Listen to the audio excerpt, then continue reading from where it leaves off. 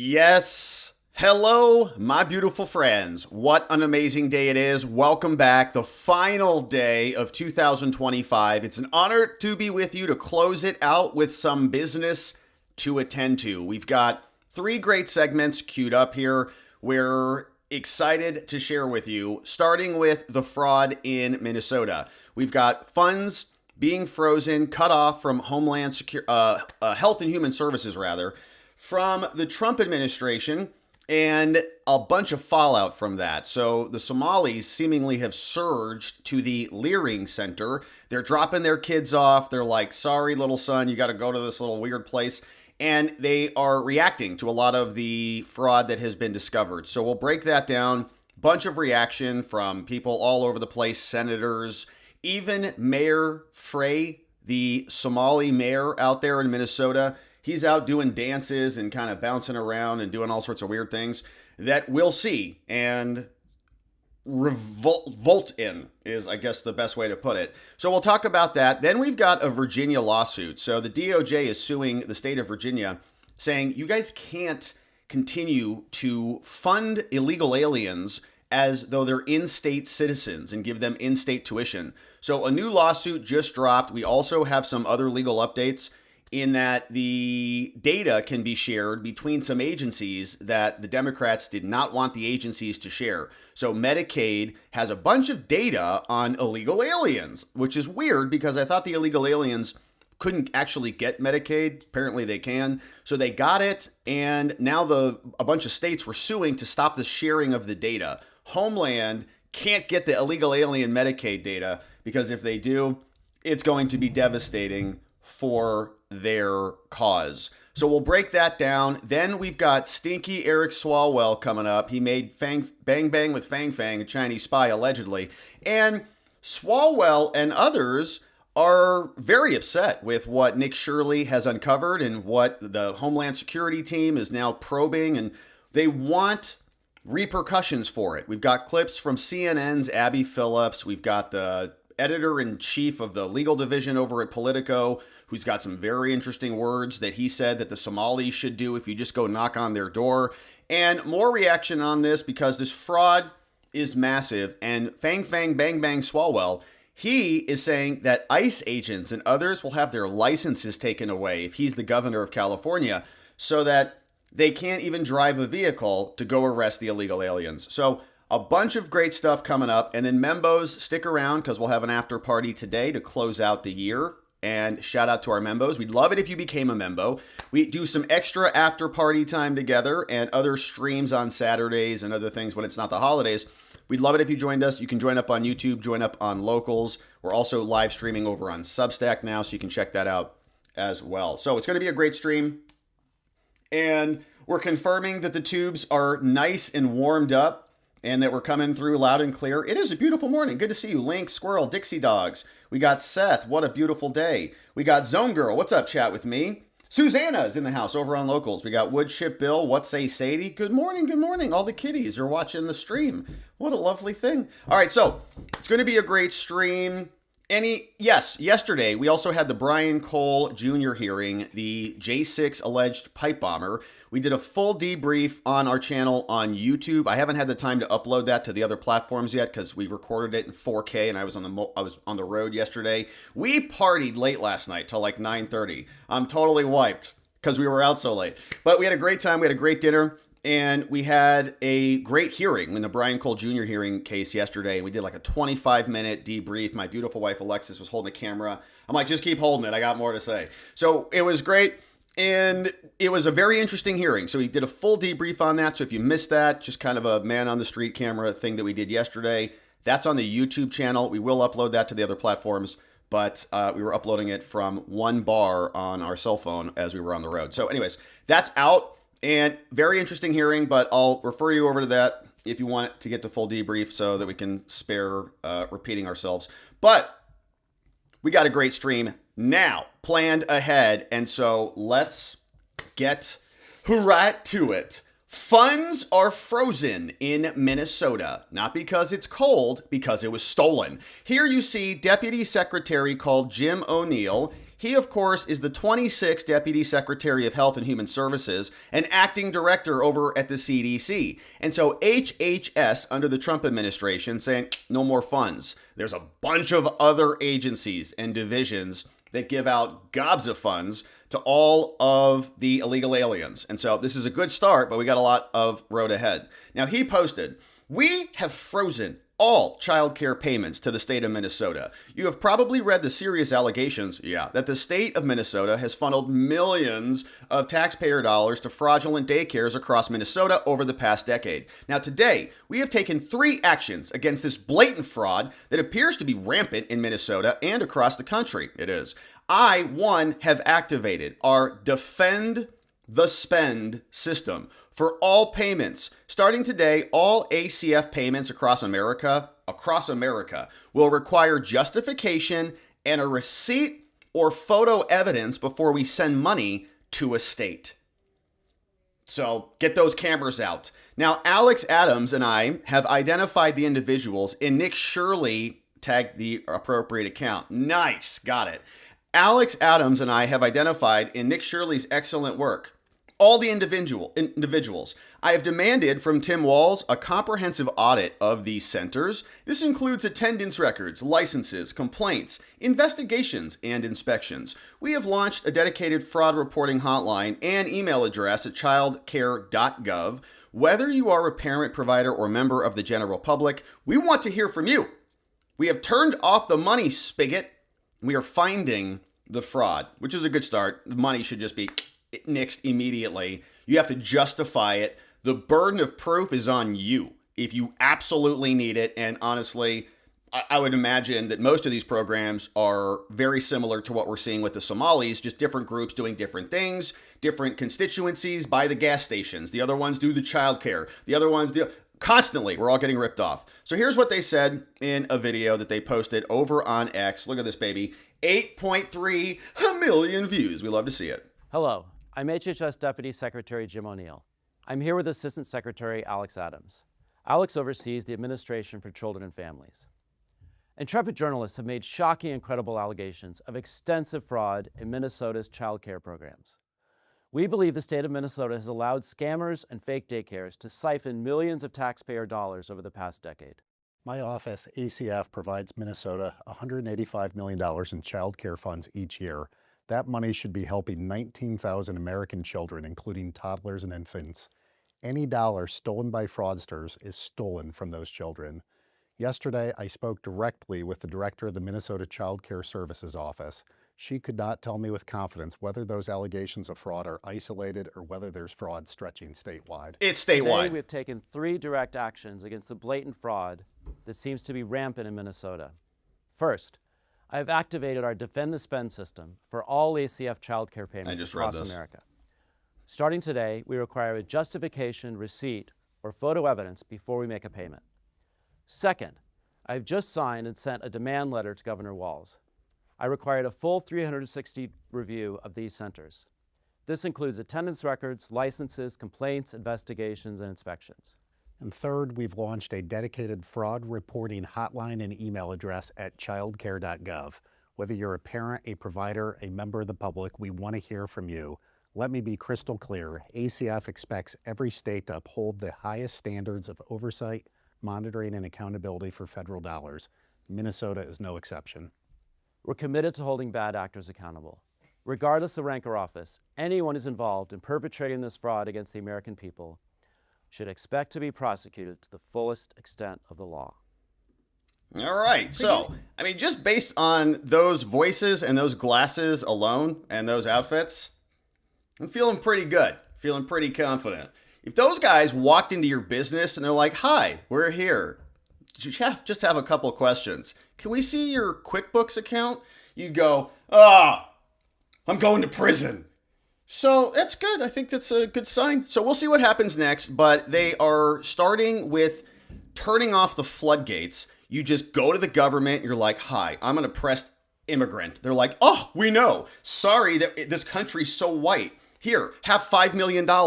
And they lie through their teeth to get it. And they know how to finagle the programs. And all of the guilt of America suddenly looks the other way. lest we be labeled a bigot. So JD Vance says, turning off payments and forcing verification before taxpayer money flows out the door is one of the most important steps we can take to end the fraud in Minnesota. But there will be many more to come, and we sure hope so. And as he was speaking, I was thinking about this. We were walking around here. We're in DC, traveling around, scoping out the area. And we took some of those scooters, you know, walking all over the place. Like, let's hop on a scooter and just scoot all over. We take a scooter, you hop on, scan it, boop, boop, boop, sign everything. Get on it, zip around, go to the Lincoln Memorial. Wow, it's amazing. And it is amazing, although there's a big, disgusting ramp that is scarring the entire edifice of the building right now that hopefully is gone soon. But it's for the 250th birthday, so it's probably going to be worth it. But we go over there, and as soon as you turn your scooter off, you like end the ride. It says, take a picture of this, that you locked it to a location in the city, right? Take a picture. It makes you do it before you can end the ride. Like Uber can validate and verify things better than our federal government can when it comes to a scooter. Send them a picture. So now we're working on this here. JD Vance, maybe we'll have the Somalis take pictures of their kids or something. Probably not that, but you get the point. Tom Cotton came out. He said, this is good news, and I commend the Trump administration for cracking down on this fraud. Importing third world migrants was a terrible decision I have long opposed. It's time to arrest the criminals, including politicians who broke the law, to allow this abuse of taxpayer funds. Deport them, says Tom Cotton, and never allow this again, which is the right answer. If our values are so far misaligned, there's not a way we can work this out. If they can't come here and exist on their own 2 feet without siphoning off billions of dollars from the taxpayer teat, then there's not much we can do for them. They can go back to their homeland and they can rip off their own government there. So that's Tom Cotton. We also saw, this was another share courtesy of Eric Doherty, a bunch of clips from him all over X and a good follow. He shared this from this woman. Her name is State Representative called Kristen Robbins. She is on the board of this committee called Minnesota Fraud Prevention Committee. And thus far, they've done a terrible job. But let's see what she has to say here on Fox. Absolutely. We have dozens of credible whistleblower reports saying that exact same thing, that people were told not to say anything because they'd be called racist or Islamophobic, or it would hurt the state. And so people tried to come forward, but were shut down. And that protection of a particular community is what really allowed this fraud to flourish in Minnesota for years. But we have said very publicly that, yes, the bulk of the fraud we've discovered so far is in the Somali community, but some of our best whistleblowers are also in the Somali community. And it's really important that we get to the truth of this issue.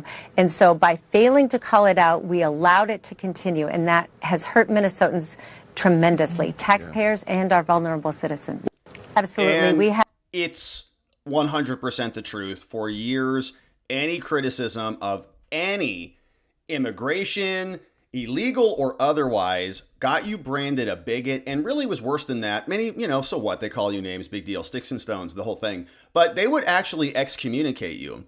You can see this in the law. You can see this in the medical profession. There are tests, and if you don't abide by the standard political thinking, you are thrown out of the industry. And it's not just those main professions either. Those, I would say more white collar professions. It was everywhere. We saw this back during COVID. You couldn't even open a barber shop unless you complied with the boot of the government. It was sick. They came after everybody to purge wrongthink in America. So now we're finally getting the truth. No thanks to anybody in the mainstream media. There's been some coverage of it, but Nick Shirley really blew the whole thing off. One young man with a camera crew and his cojones walked right in and exposed the whole thing. And now people are all suddenly saying, oh, well, maybe something here is pretty bad and going on. This was one local guy, sounds like, who has been on it for a while. And he was giving us a report that he's also going knocking on doors. But he's over from News Nation, not going to see Andy Coopy going out from CNN knocking on any doors. Not going, he goes and stands like in the puddles. He's like, we're all going to die in a hurricane. Guys are like walking by him. So anyways, here's another guy from News Nation finding the same thing. He was doing similar reporting. Prosecutors have uncovered billions in fraud here. I think it's $9 billion. in 14 different programs that fraudsters have used to defraud Medicaid here. After we were reporting in November, we got a tip to look into assisted living facilities, and we did and reported it out.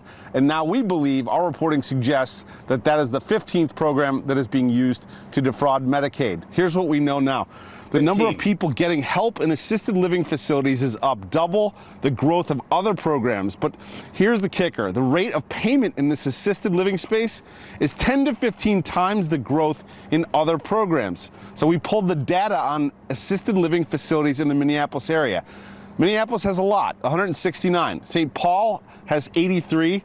But Brooklyn Center, a suburb of 30,000, has 106, and Brooklyn Park, population 84,000, has 181, more than Minneapolis. Look at that bottom one, Brooklyn Park. So in Minneapolis, population 429,000, in order to serve that population of almost 500,000, they got 169 assisted living facilities. You go down to Brooklyn Park, 84,000, less than a quarter of the population, they have actually more assisted living facilities, because probably a bunch of senior citizen Somalis out there who all have trouble opening their cans of,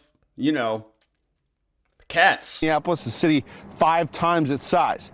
But one assisted living facility puts this all into perspective. A defendant in the Feeding Our Future scandal owns a few assisted living facilities and is continuing to bill the state while awaiting his trial.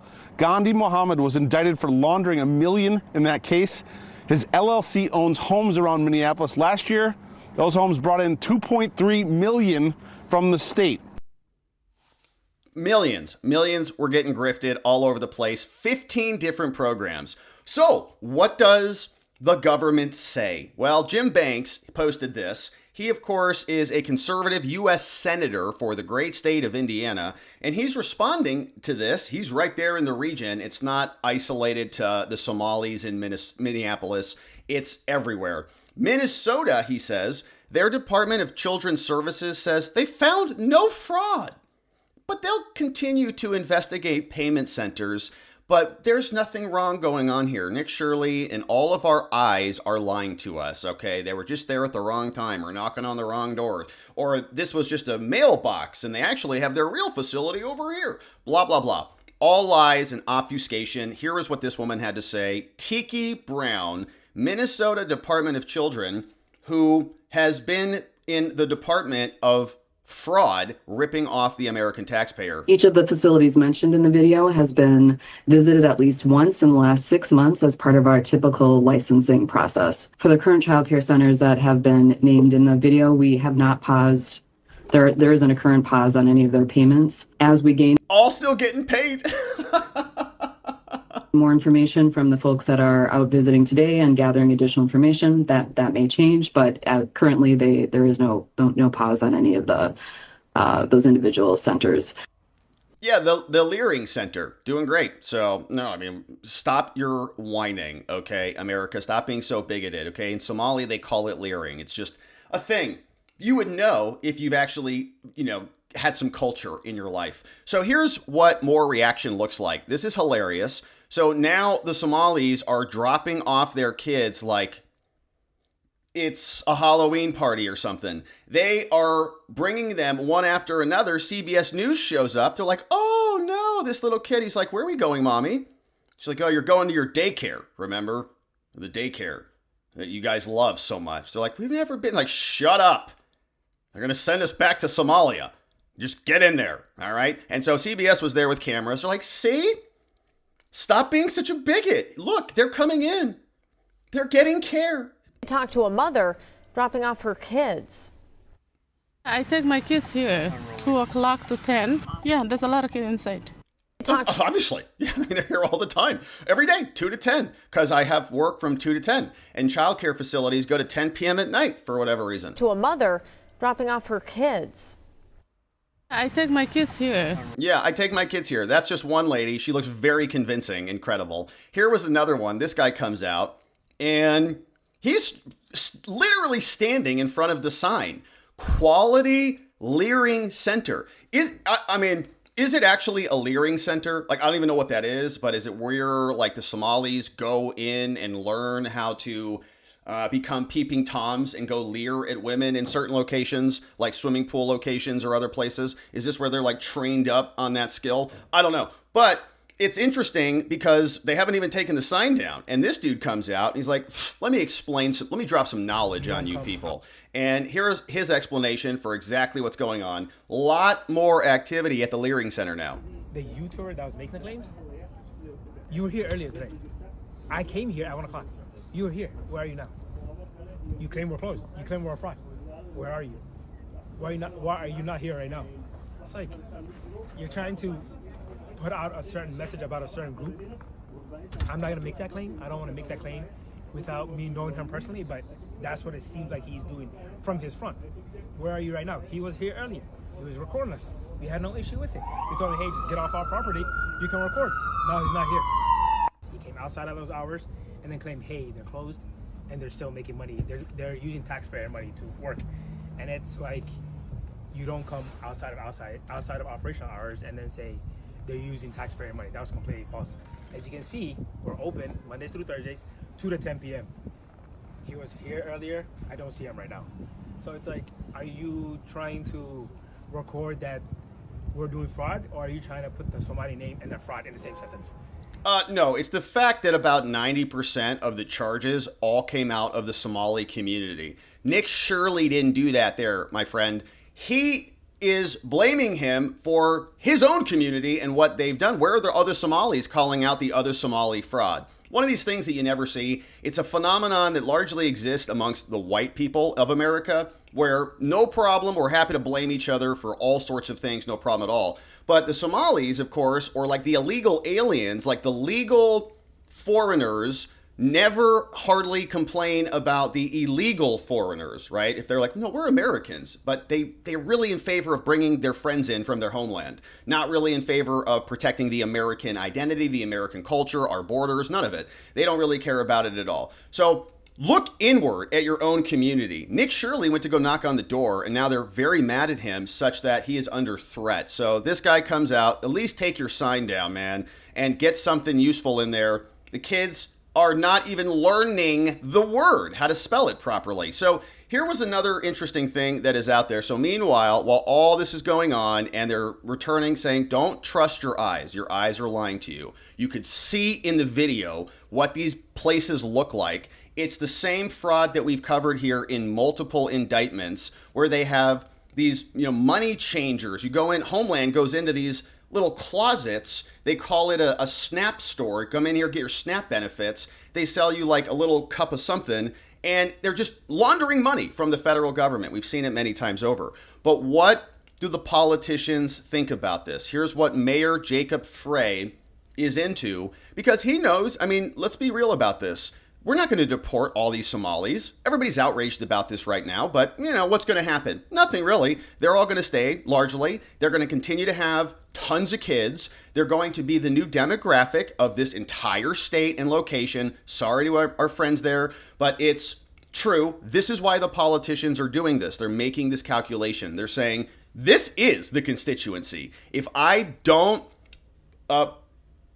profligate myself, is that the word, in front of these people, my political future is over. So he's going all in on the Somalis because they're a lot more animated about their beachhead that they've established in our country as foreign invaders, much more interested in protecting that than Americans are about protecting our own homeland for whatever reason. Hopefully that's starting to change the more we learn about this. The great lie of diversity is our strength, that, just bring everybody in here, and that their values will align with our values is a fraud, and it's been sold to us our entire lives, and we're pretty sick of it. So here is Jacob Frey doing the humiliation ritual, which is happening a lot in our country. We have illegal aliens also running around singing Christian hymns, talking about being saved by God or whatever, talking about Kilmar, and judges are enabling that. They are burying evidence in the Comey Richmond case.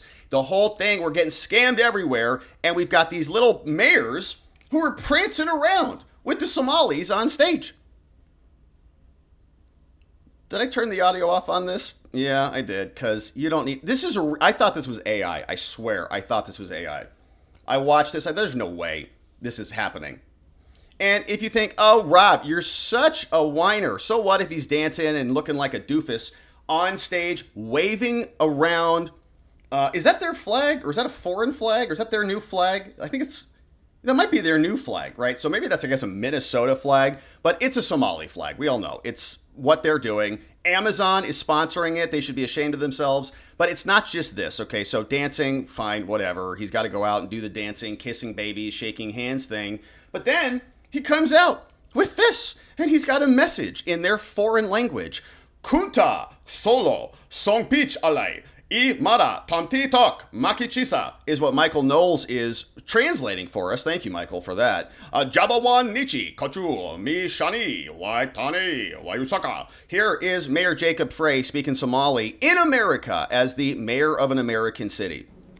Maaga egawa Jacob Frey, Doke Magalada, Minneapolis. Damaan, Shaabka Somaliyed, Kayamid Mogadishu, Garowe, Hargeisa, Bosaso, Bedabo, Kismayo, Wahan Rabah, in An Idin Shego. All right, so I know it's xenophobic, it's bigoted, it's all the things. We should be reaching out to our other cultures and other communities. No, that's not right. We don't want 150 languages in America. We don't want 150 different communities. We want values-aligned Americans in our country, people who agree that it's wrong to commit fraud. If you can't understand that at a more basic human level, then it's not like the laws are going to apply to you if you are maliciously engineering a whole campaign with a community like the Somalis have done. It's very tough to fight it, but now we're just self-destructing essentially. Politicians are trying to respond to this. You see, Tex Fisher is in Ohio. Ohio is getting ready for their turn in the spotlight, and fraud is being identified all over the place right next door. He says today, and of course he's a House representative, state representative in Ohio. He says, I sent a letter today to our people, signed by 40 House colleagues, to Auditor Faber requesting an investigation into potential home health care and child care fraud. In light of the massive fraud uncovered in Minnesota, Ohioans deserve to know their tax dollars are being spent appropriately. So this is another one. Look at all these people signing off on this. Ohio jumping in. They say, all right, Auditor Faber, Keith is his name. We in the House write to you today to request an investigation into recent allegations made by members of the public about widespread fraud in childcare and home health care. After news broke that exposed $10 billion in fraud, we have heard from citizens raising concerns about similar fraud that may be happening in our state. These allegations raise reasonable concerns, highlighting irregularities, and we need to know about it. Americans deserve to have faith that their taxpayer dollars are allocated appropriately to people with actual disabilities and needs. Transparency and accountability are critical to this. Now, if there's any waste or fraud, we want to know about it. If this is not the case, we want the findings if you send anything over for prosecution. We request that any programs that are found to have been manipulated be reported so that we can take the money away in the future. We stand ready to assist, signed by a bunch of Ohio representatives. So that's good. Local legislatures can get active on this. Their own constituencies are being ripped off. There's not an endless supply of money. Well, I mean, according to the Federal Reserve and Congress, there kind of is. But there really isn't. We should have a tight budget, and you cannot just continue to print money to give it to everybody else. It's a zero-sum game. If the Somalis are taking it, they're taking it from somebody, and it's the people who are actually paying it. So here's another one from another representative in Ohio. He is in the 89th district. His name is DJ Swearingen. He says, unannounced inspections of these daycare facilities are the start. We need immediate audits. If the fraud is confirmed, then shutdowns, defunding, prosecutions, denaturalization, and deportations. They have to go. My colleagues and I in the Ohio House are calling for the unannounced inspections to begin immediately. Another letter goes out. This one to the director of Ohio Children and Youth, says, all right, listen up, Kara Wente. I, along with these other people, are now requesting that the Department of Children and Youth increase the frequency of unannounced inspections. She'll be like, no, we can't. We don't have the resources. Some garbage. There have been widespread public reports alleging certain child care facilities in publicly funded programs are fraudulently billing the state. These allegations raise serious concerns, and we would like you to look into them. So, therefore, we respectfully request that you conduct increased unannounced inspections of Columbia's area child care facilities. We also want you to audit the attendance records and the billing submissions to identify potential fraudulent reporting. Immediately suspend or withhold any further state payments to any child care facility where inspections or audits indicate probable fraud, false attendance reporting, or other material misrepresentations pending full investigation. Refer any substantiated cases of fraud to the prosecutors. Provide the General Assembly with a summary of all your findings. Continue cooperation with us. Now, taxpayer dollars must be protected. And it's more than just the money. It's really a symbolic offense in many ways. That's really even deeper than just being a symbolic impact. It is wrecking the credibility of the government. People work their entire lives to save a little bit of money to retire on or to buy a home. And foreigners come in and they just steal it, or they get handed it on a silver platter. So it has to stop, or else we don't really even have a country of the people, by the people, for the people. It's by invaders, for invaders. Taxpayer dollars must be protected, and we appreciate your work on this matter. So we had a couple other shares.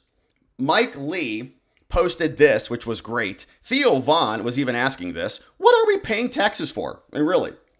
To fund foreign aid, to fund foreign wars, to fund grants to illegal aliens for their small businesses, to give them endless SNAP benefits, free healthcare. What for? What benefits do we get? And we've said this for a long time. Like, if we have to pay taxes and our government has to spend money, you hear that argument. Well, they're buying our weapons, so we have to spend it because it creates a whatever. Spend the money domestically. Spend the money on nuclear power plants. We could all have basically free energy or something. Like, after 100 years of federal government spending, what do we have other than a giant military and inflation?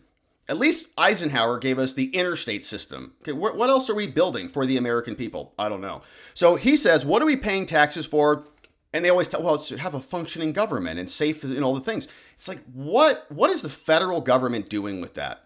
To provide us better life expectancy? No. Better education? No. More safe communities? No. So they've been failing. This is really what they are over at the Capitol building.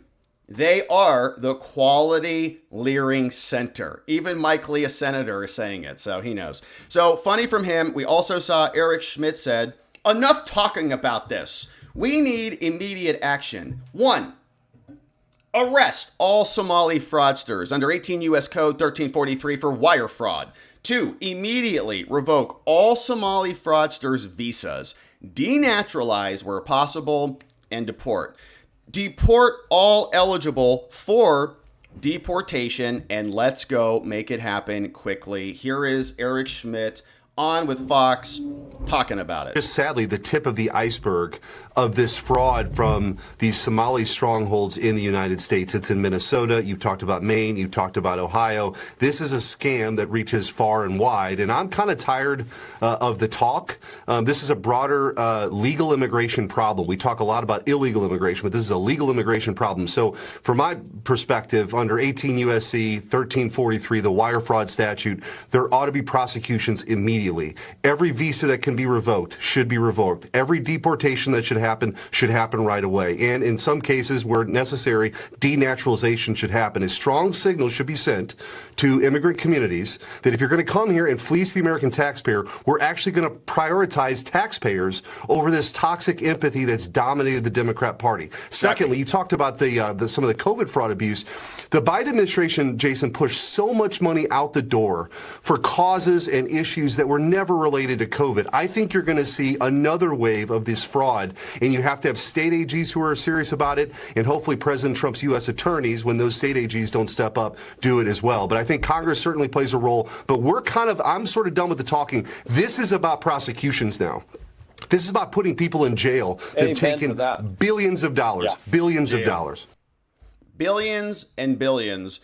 And there is a lot of talking. We are all getting to our wits' end about a lot of the talking. And so now, hopefully, we have some energy on this. And these should be pretty easy, cut and dry cases. We know there's trepidation out there about charging John Brennan with crimes. But these are pretty simple cases, should be pretty obvious. And the Democrats should also not want to be defrauded. It's the weirdest thing in the world. They're like, there is no fraud. You're like, well, it's right here. No, there isn't. And they need it. And it's not a waste at all. Like, they're stealing from you and your kids and your grandkids. You're not going to have a country anymore. They're like, well, at least I'm not a fascist bigot.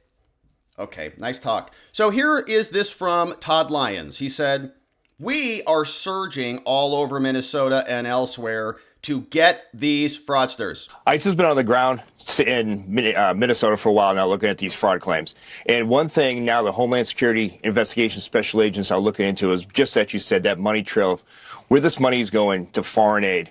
Obviously looking at any type of links to any criminal activity, obviously terrorism activity, and one thing you will see is that ICE is actually out there going with criminal warrants to conduct these investigations. So all too often you hear that ICE is just out there terrorizing the community or conducting administrative work. We've been on the ground in Minnesota conducting criminal investigations, and Homeland Security investigations has gone door to door to a lot of these suspected fraud sites all over St. Paul and Minnesota, and we're learning a lot. All right, Todd Lyons is out, ICE director, and Caroline Leavitt closing it out saying handcuffs are coming soon. From the press secretary this morning. Is completely incompetent. He always has been, and President Trump has long called him out for his incompetence and his poor leadership in the great state of Minnesota. I want to commend Nick Shirley for his incredible video in real journalism that went viral this past week. He epitomizes what new media looks like, and that's exactly why we at the White House, under President Trump's direction, have embraced new media journalists like Nick Shirley. We've welcomed them in to the White House press pool. We invited Nick Shirley to brief the President of the United States at an Antifa roundtable earlier this year. And this fraud in Governor Walz's state in Minnesota is something the Trump administration has been working on since day one. And since Nick Shirley's journalism really brought this issue further to light, we have surged resources across the board to the state. So I want your audience to understand this is a top priority for the administration. The Department of Justice, as we speak,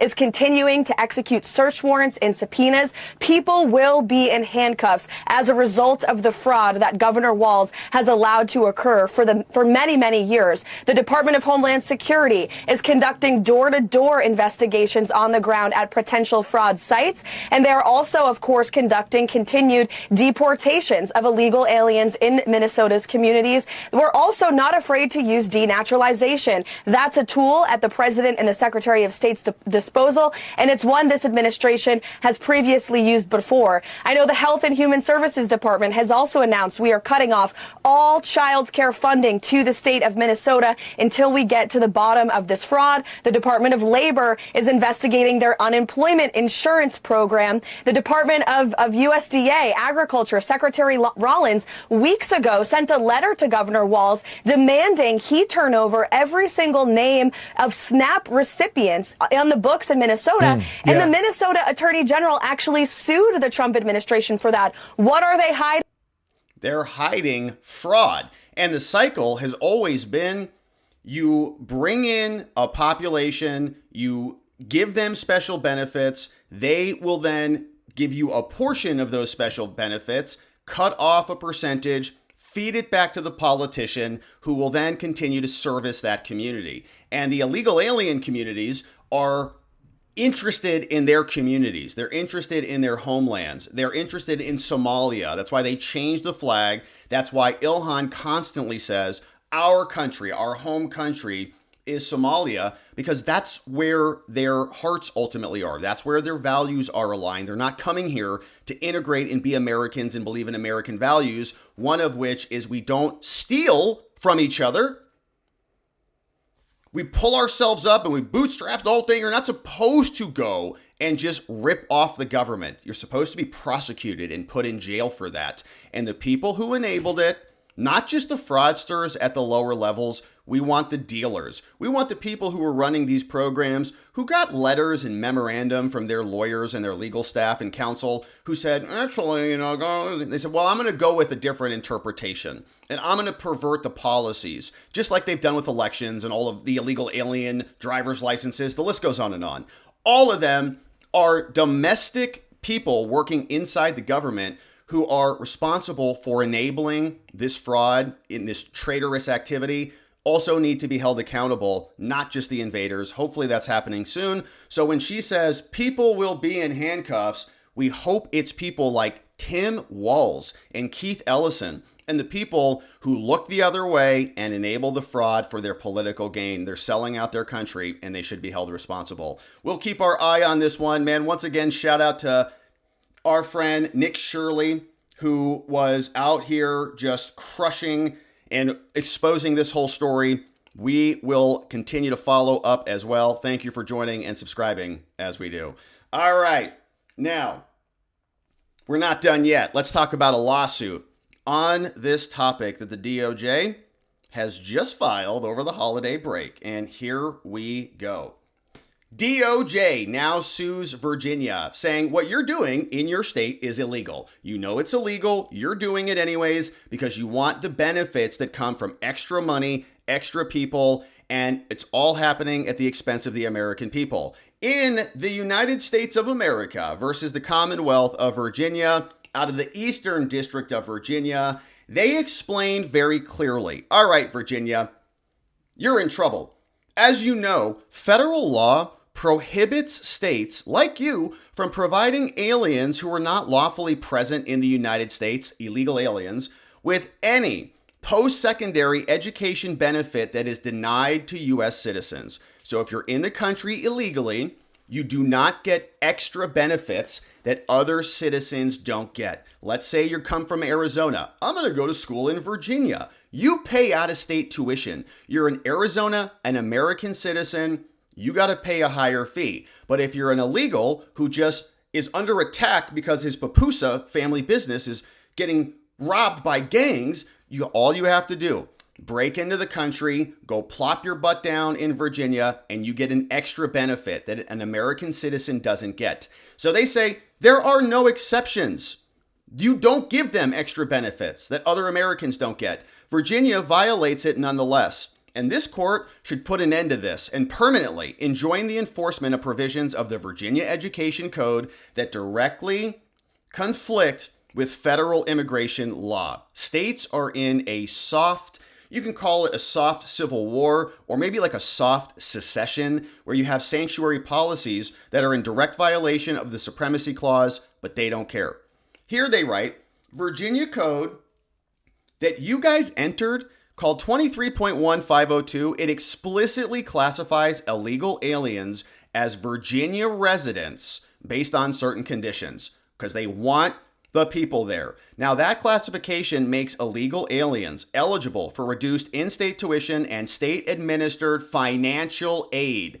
They get a lower rate and free money handed to them for their troubles of breaking into our country. Saying here at state universities and colleges, these are benefits that U.S. citizens don't even get. Must pay higher out-of-state tuition rates. And of course, they're not going to get scholarships to the same extent that an in-state resident would get.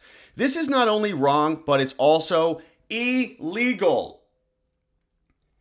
The challenged act's discriminatory treatment in favor of U.S. Illegal aliens over U.S. citizens is squarely prohibited. It's preempted by federal law, and the law says that an alien who is not lawfully present in the United States shall not be eligible on the basis of residence for any post-secondary education benefit unless a citizen or national is eligible. Residency is not enough, but the states don't care because they want the people, which leads to the money. And for our entire lives, the federal government hasn't given a whiff.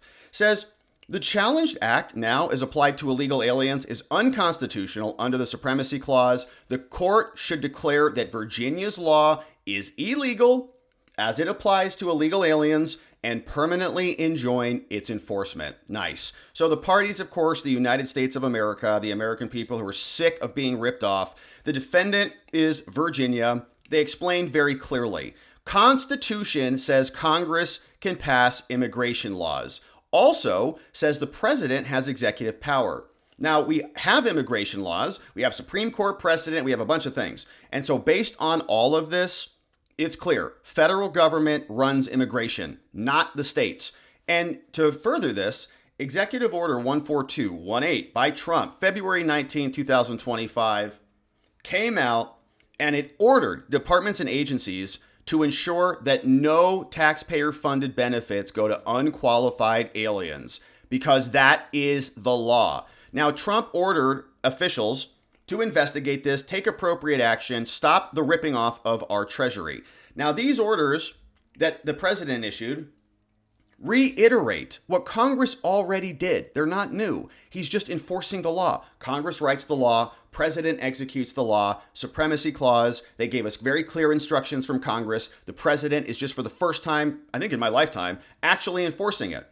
Specifically, in 1996, Congress wrote the law. Trump wasn't the president then. Some of the objectives of that statute are to promote immigrant self-sufficiency. You don't get to come here and then suck off the social safety net of America and take it for your own benefit without paying into it or being deserving of it. Reduce immigrant reliance on public assistance. Ensure that public benefits are not incentives to enter illegally. Of course they are. Now, Congress said aliens within our borders should not, this is the law, depend on public resources to meet their needs, but rather rely on their own capabilities and resources, sponsors, private organizations. It's in the code. Now, Congress also emphasized, by the way, that the availability of public benefits should not constitute an incentive for immigration to the U.S., but that's not what we saw at all. Joe Biden was flying them in on Uber illegal alien. Just, here, hop on the app and get an airplane ride. Flying the whole family in, sending them to New York City, where we saw on video ladies walking around with their illegal alien kids, might be anchor babies, and it's a sick, I don't even want to, it's like, it's a baby. Yeah, I get it, all of it, but it's an illegal alien baby, anchor baby, okay? So that's what it is. That's why they're here. This is what this is all about. And we have to call it for what it is. So that is something that the government was funding, healthcare. They put them in the Roosevelt Hotel. I've never stayed at the Roosevelt Hotel. Many of us never have. Probably never will. Probably been destroyed. But paid for it. Healthcare, food. One lady speaking in Spanish said that they were cleaning her room every day. The maid service came in, changed the sheets for them, lest they be put out. Ridiculous. And it's against the law, but the states were enabling it, and our government let it happen. Moreover, Congress also said, as a matter of public policy, there is a compelling government interest to enact new rules for eligibility and sponsorship agreements that aliens should be self-reliant in accordance with our immigration policy. And by the way, this is for legal aliens. They're not saying if you're an illegal, you should come in here and be self-sufficient. That would be good. But they're not endorsing illegal aliens. They're saying legal aliens who come in should also be able to provide for themselves without forcing all of America to be their beneficiary or to be their provider. As relevant here, the law includes a clear limitation on eligibility. Very clear. 8 U.S. Code, section 1623, what the states have scoffed at, said you are not allowed to give a preferential treatment of illegal aliens. Can't do it. They're doing it. Section 1623A thus does not allow anyone, including states, to provide illegal aliens with lower in-state tuition rates, also referred to as resident tuition, based on residence if that same rate is not made available to other U.S. citizens. So if you're not a Virginia resident, if you live outside of Virginia, you've got a kid who wants to go to the great schools over there, go be a part of Virginia history, whatever, Sorry, you got to pay full price. If you were an illegal alien, though, just move in there. You get all the benefits. No problem at all. So this is illegal. In direct conflict with federal law, Virginia law permits an alien who is not lawfully present in the United States to qualify for reduced in-state rates, state-administered financial assistance based on residence, but doesn't make that available to the rest of us. Nice. Virginia law has allowed unlawful aliens who establish residency to benefit from this, denying that to citizens. Now, Section 23 in Virginia law, it also establishes who qualifies for in-state tuition. The statute says that a student is eligible only if the student has established domicile in Virginia by clear and convincing evidence. Now, what does domicile mean? It says an individual's present fixed home to which the individual returns after temporary absences with the intent to remain indefinitely. And how long do you have to be? Yeah. Accordingly, Virginia law says it has to be at least 1 year. Got to be there for 1 year before forming domiciliary intent and immediately claiming in-state benefits. Got to be there for a year. So Virginia law also requires proof that a person has a bona fide intent to make this place their home, and saying there is no intent if it's temporary or undertaken for the purpose of attending school, right? You're still an out-of-state student if you move there for school because your intent is to get back out. Virginia law expressly provides that a student may not be deemed ineligible solely on the basis of immigration status. So as a result, the law affirmatively removes immigration as a barrier to establishing domicile. Now, this other law in Virginia also creates another pathway for in-state tuition and financial aid. So break in, just establish residency, and then the government will help pay for your education when other citizens don't get any of that. Specifically, the statute provides that a student qualifies for in-state tuition if the student satisfies 3 criteria. First, must have attended high school for at least 2 years, or from a GED kind of, government program. And second, must submit evidence that the student is a dependent of one person who filed an income tax return. And third, the student must register as an entering student or be currently enrolled in higher education. Now, although this law appears to create a pathway to in-state tuition eligibility separate from traditional domicile requirements, the law makes clear that eligibility based on high school attendance reflects a prior determination under the prior laws. Now, the other law says no person may be charged tuition if they're a resident that is out of state. So that limits free public education to children in other situations.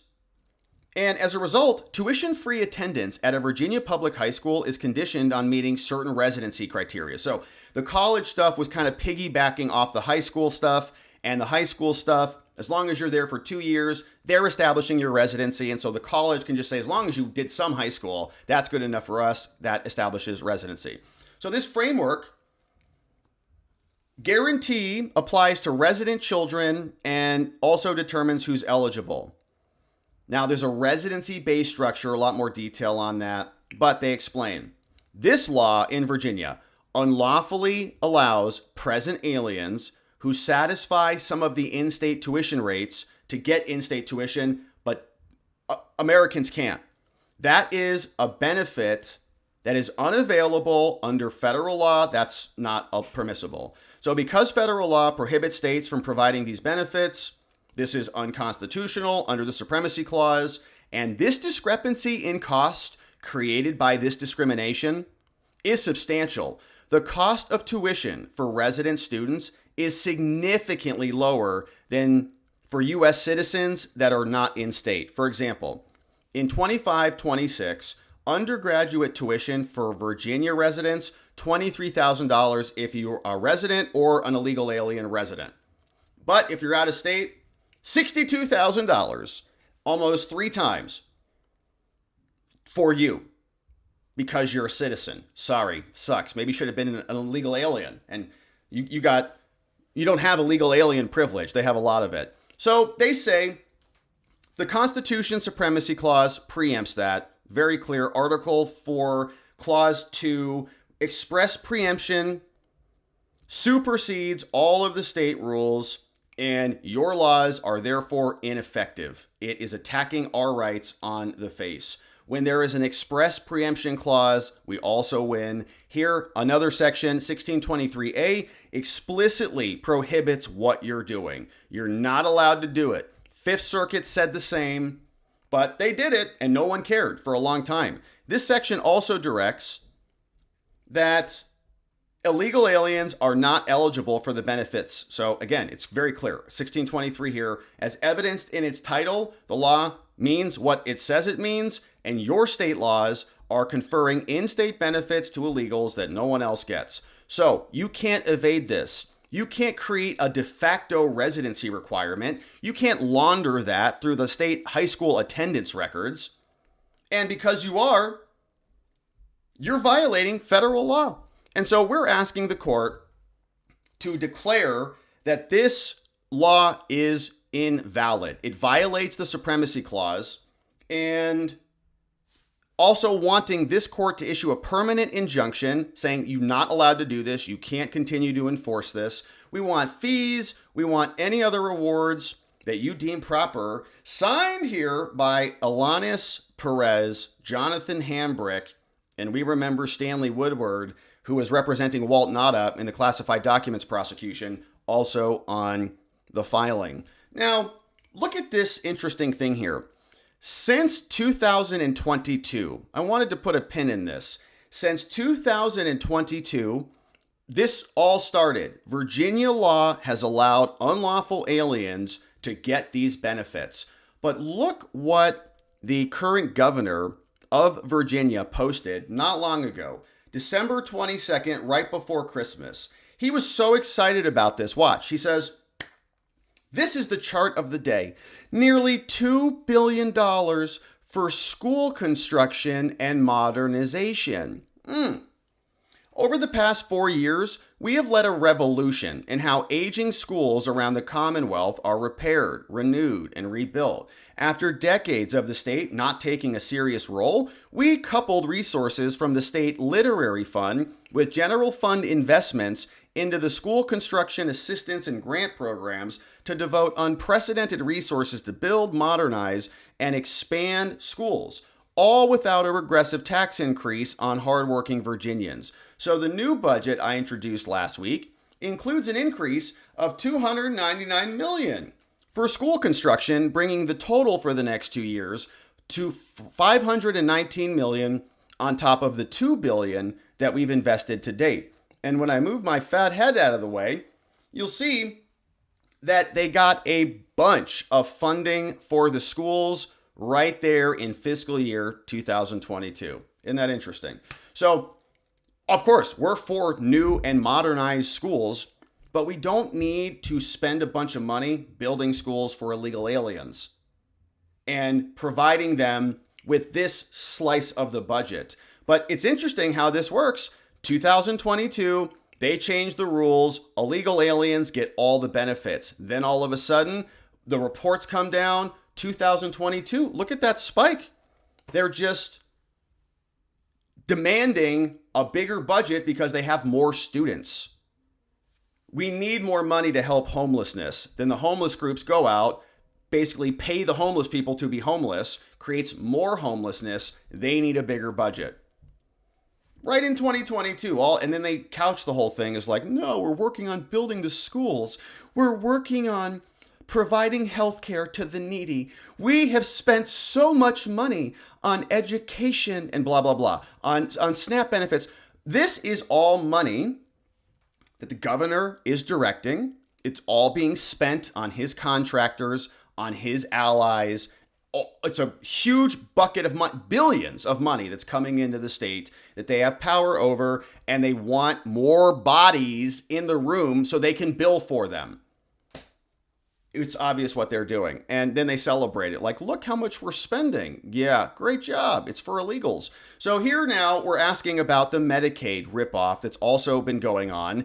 Blue states sued to stop the Trump Homeland Security team, the ICE people, from getting Medicaid records, which is a strange thing because they told us that the illegal aliens who are subject to deportation were not even on Medicaid. The law says that they can't get on there. So how can Medicaid have information of illegal aliens if there's no illegal aliens on Medicaid? Because obviously that's a lie. So Politico said a federal judge ruled earlier this week that the Trump administration can resume sharing location data about illegals getting public health insurance benefits with ICE. That's weird. How can that be? They should have no data. District Court judge called Vince is ruling in a victory for Trump, saying that now ICE can use Medicaid data in deportation cases.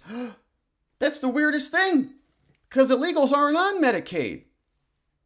The sharing of this information, he wrote, is clearly authorized, and this is a significant setback for the Californians. They all sued in July to stop Trump from using this data to target immigrants, target their illegal aliens who are getting benefits in our country illegally. A spokesperson for the California DOJ said, well, people signed up for the state healthcare program with the understanding that our personal information would never be shared. The state programs get reimbursed from the federal programs, and then they hand it out to illegals.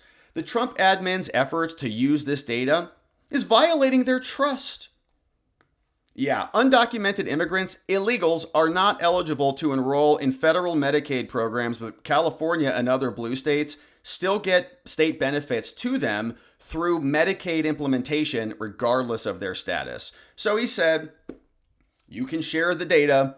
The court came down. Here is what one of the letters looked like, saying, this letter, dear Miss Nettles, she works for the Center for Medicaid. This guy sent this letter from ICE. So he's saying, we want this information. The court said, sure. This letter is to request information that ICE needs in support of immigration enforcement. I'm requesting this information pursuant to all these acts, and I have authority from the ICE director. Now, ICE is requesting HHS to provide Medicaid data from those states not enjoined in the matter of this case. And now the judge has just said a lot of this information is acceptable for all the cases, including California, such as full name, addresses, social security numbers, which is weird they have those, date of birth, citizenship, and immigration status. They also want the Medicaid ID of all the illegals with unsatisfactory immigration status, which means not lawfully admitted for permanent residence or otherwise permanently residing in the U.S. under the color of law. This is necessary because we are enforcing our primary mission of ICE, which is to enforce provisions of the law, including using civil enforcement authorities. So let me know if you have any questions. Otherwise, we want the data. This was sent back on December 10th. Earlier this week, the judge just said, send it over. So that will be happening soon. And hopefully they can report back to us on the amount of illegal aliens on Medicaid or on a state Medicare program or something similar. But this is very common. Mike Cernovich over on X shared this. Here's what also happened in Utah. He signed HB 102 into law. Wow. Says that newcomers get in-state tuition legislation as well. So hopefully they get sued next. Said any in-state tuition to refugees, asylees, parolees, special immigrant visa holders, TPS holders. It's like the new LGBTQ plus IA expialidocious 2L spirit people. It's the same thing. Everybody is identifying as something and some rationale for getting into our country when they shouldn't be here. And then the governors are like, perfect. He turns around. He's like, dang, look what's going on in Virginia. Billions of dollars are now flooding into the governor so that I can move it around and shore up my political power. And they're all in on the grift. So here was Kevin Kiley, who is a representative from California, talking about how all this is going down. He said, in California alone, we recently learned an astounding 1/3 of community college applications in California are fake. They're just being used for financial aid fraud. Following our letter to the Secretary of Education, the department is now implementing new identity verification requirements. Great job. Speaker, I have sent a letter along with several of my colleagues in the California delegation to Secretary of Education Linda McMahon and Attorney General Pam Bondi, asking them to investigate a simple question. Why is it so stunningly easy to commit fraud against the state of California? During the COVID era, we saw fraud unlike we had ever seen when $32 billion in unemployment benefits were purloined from fraudsters, international criminal syndicates who were easily able to defraud Gavin Newsom's unemployment department. And now, the latest example that we've learned is that over a third of community college applications in the state were fraudulent. These were not real people, not real students actually seeking a spot at one of our community colleges. What they were instead were scams, were individuals who were trying and succeeding in committing financial aid fraud, siphoning more than $10 million in federal funds and millions more in state aid. And that is a clip from June 18th, 2025, so some time ago. And it is happening in every state across our country at massive scale. And the question, of course, how much of the entire infrastructure of the United States is just fraud? If 1/3 of community college applications are fraudulent, what else is going on out there? Not good. But DOJ now suing. We're happy to see that. Why should illegal aliens get benefits that American citizens don't get? We already know Kilmar Abrego got a special get-out-of-jail-free card when they called the FBI. Like, no, he's not a J6er, so let him continue to... How many people is he trafficking right now? Oh, there's 9 back there?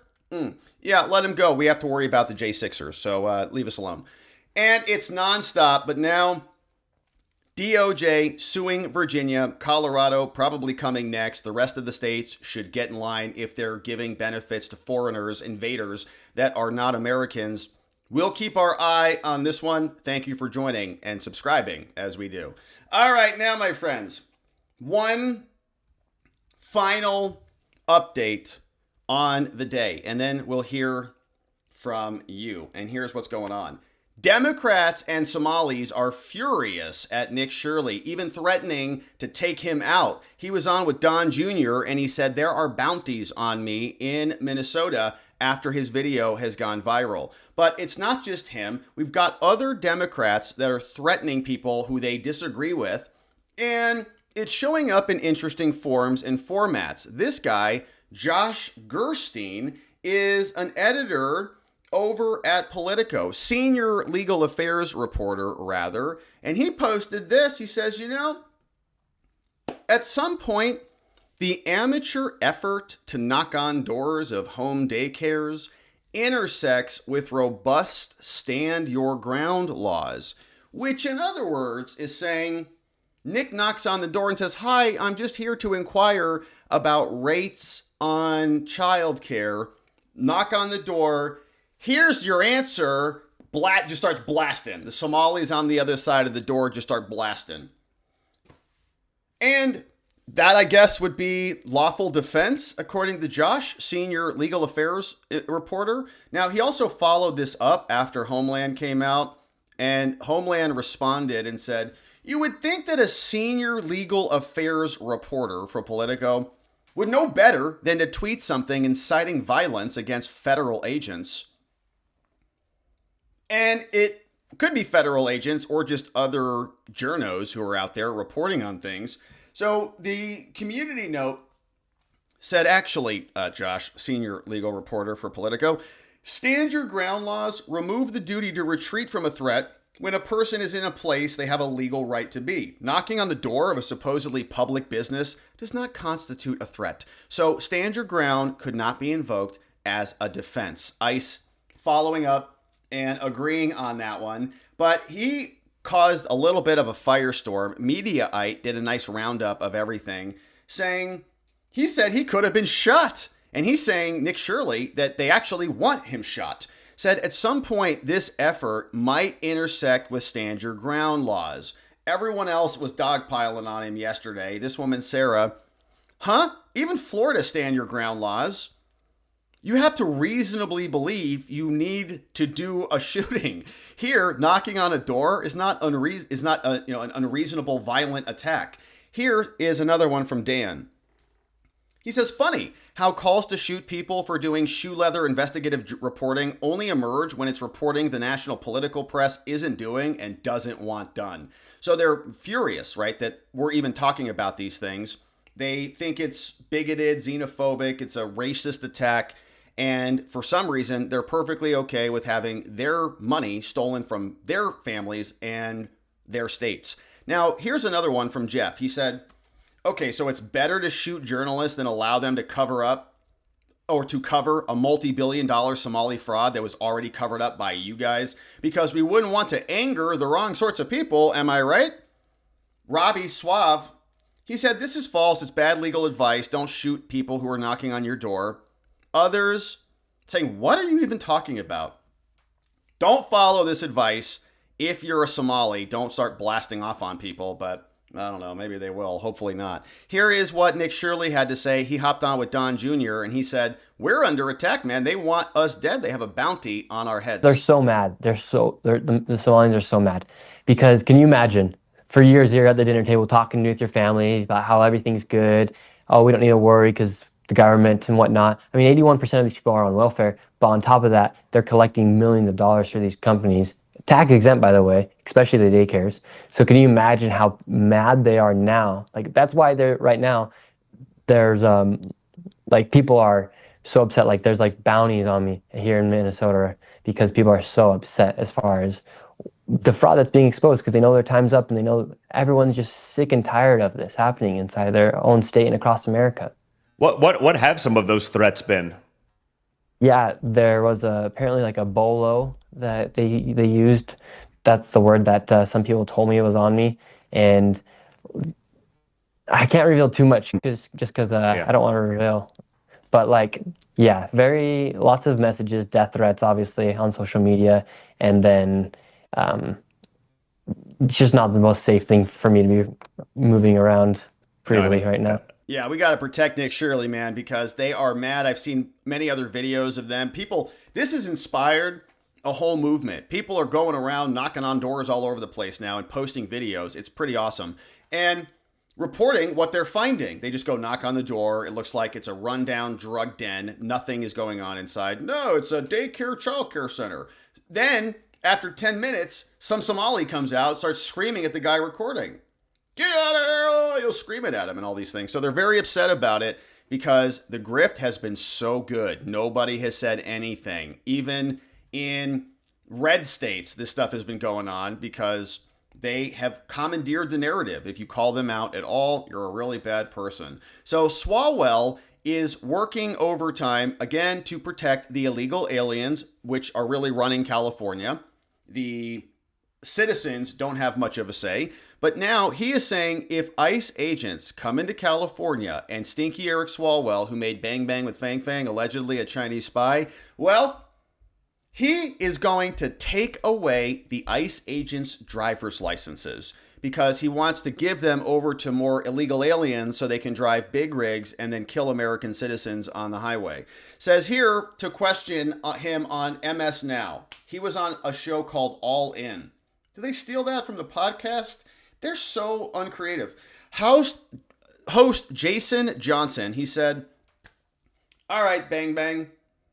I'll read it so we don't have to listen to him. What would you do if you were able to be elected as governor of California?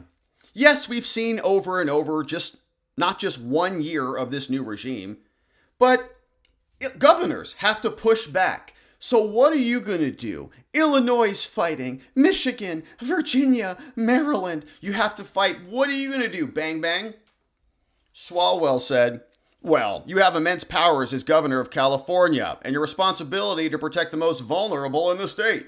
So if the president is going to send ICE agents to chase immigrants through the fields where they work,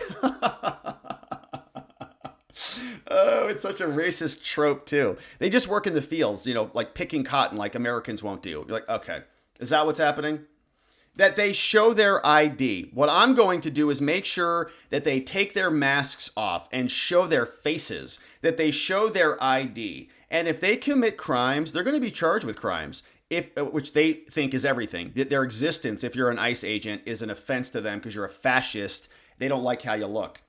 So they're going to be held accountable. If it's kidnapping, falsely imprisoning people, if it's assault, battery, they're going to be held accountable. So he's going to arrest federal agents. I also then think if the governor has the ability to issue driver's licenses to people, if you're going to wear a mask and not identify yourself, you're not going to be eligible to drive a vehicle in California. The weirdest thing, California was the biggest masker freak show any of us have ever seen. And now they're like, it's illegal to wear a mask. There's a lot you can do, but most importantly, he said you have to go on offense. Otherwise, the most vulnerable in our community will always be on the defense. You know what's a good way to not be legally on the defense? Don't break the law. That's one good way. They could just go back to their home countries. Since they're such amazing workers and they're really good in the fields, like you said, why don't they go to their countries and work the fields back there? They have fields back there. And if they're bringing in just gobs of intellectual capital and moral capital and amazing culture and all of those things that America needs so badly, how about we just say, you guys can have it on your own. You guys are so amazing. Wow. So smart, much smarter than all of us. Go build your own country.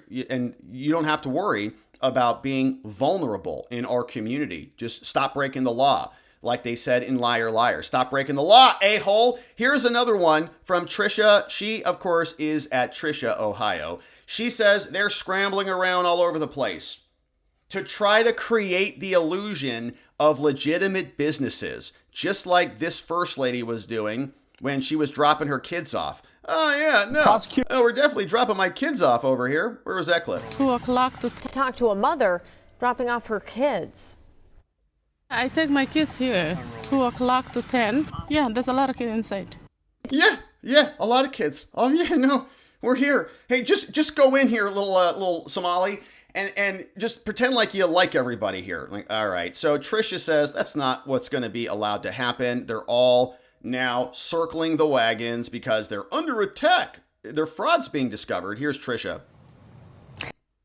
Jason, thank you so much for having me. As we speak, our Homeland Security investigators, hundreds are on the ground. They're knocking doors. They're going to local businesses. They're going to these sites where we believe that there is rampant fraud, whether it be daycare centers, healthcare centers, or other organizations that take taxpayer dollars. Our Homeland Security investigators on the ground are also seeing that these suspected perpetrators are really trying to cover their tracks. They're trying to whitewash the operational facts on the ground, purporting to be a legitimate business, have legitimate business operations, when it's all a fugazi. So we're going to continue to ask those questions. We're learning more and more, especially with the FBI and our DOJ partners on the ground. Well, a lot of this comes through Health and Human Services. And look, I understand that the assistant, whatever title he was, said, oh, they're taking immediate action. But to be honest with you, Tricia, this has been going on for years. To say they've taken immediate action, that probably should have happened a year ago. This doesn't flow through Homeland Security. It flows through Health and Human Services. But ultimately, it is the responsibility of the governor and the state of Minnesota. But to say they took immediate actions, with all due respect, these reports go back almost 10 years. It's true. No, you're absolutely right, Jason. Either they're culpable or they buried their head in the sand. But fortunately, President Trump, Secretary Noem, and the entire administration, this is an all-hands-on-deck operation. You saw HHS freezing that funding, SBA freezing that funding, FBI's on the ground. We've surged hundreds of officers from Homeland Security investigations. But if you rewind even a month, we saw that this problem was happening. We've arrested more than 500 criminal illegal aliens off of the streets of Minneapolis alone. We have a wide-scale investigation into immigration fraud with our USCIS partners. So the Trump administration is not resting on our laurels. We will get answers and accountability for the American people. All right. So that is Trisha, and saying that the administration is now diving in. It certainly looks to be that way. Of course, there's always some room for criticism, that it's a little too late, to get into things, but we're happy to see some energy around it right now. And it did start, I would say, a while ago. I mean, one of the first things that they did with DOJ is to come in and cut off all that USAID money. I mean, and that was funneling a lot of the fraud. That's why they panicked so badly about it. Now this is more domestic. Like, think about what was happening overseas. This is happening in Minnesota. Nick Shirley can just bring a camera, go down there, make a recording.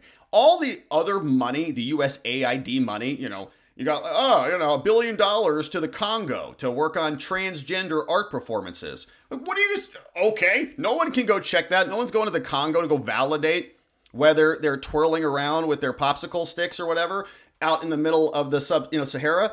Who knows? You can't validate that. So all of that got cut off. The foreign stuff all got cut off. Now we got to turn back domestically. Look at the SNAP benefits, look at driver's licenses, look at college education, healthcare fraud, childcare fraud. All of it is now turning stateside, and we're happy about that. And I was thinking about like the Trump, season breakdown. Like, we're in season 1 right now, really kind of season 5, but season 1 of this new term. And we had a lot of foreign affairs in season 1, but maybe season 2 will be more domestic policy, and this can be where the spotlight is focused moving forward, and we certainly hope so. So we'll keep our eye on this one, my friends. Prayers up for Nick. I'm sure he has a lot of very upset, very feral people who have been used to getting millions of dollars siphoned off of the teat of the American people. Now that that is going bye-bye, billions now suddenly being cut off. Pressure will continue to rise, but that's what needs to happen in order to root out the fraud. We'll be here for it. Shout out to Nick. We'll continue to cover this, my friends. Thank you for subscribing and joining as we do.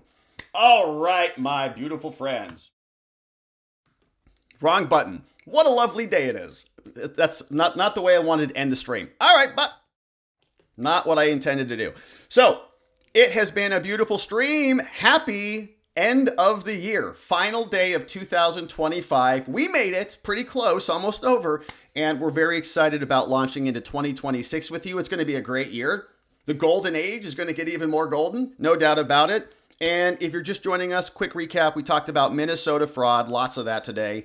Starting off with the cutting off of the funds, Homeland, or HHS rather, came out and said no more money unless you can validate exactly what's going on. So we spent a lot of time on that, lots of reaction. Tom Cotton, this lady saying it's been going on. Other reporters are now coming out and validating Nick Shirley. So this guy says, yeah, I went and knocked on the door. She says, yeah, we've been talking about this forever. Now we have some attention around this. This lady says, everything is perfect by the book. There are kids there. This lady's like, yeah, I drop them off every day. Of course. What are you talking about?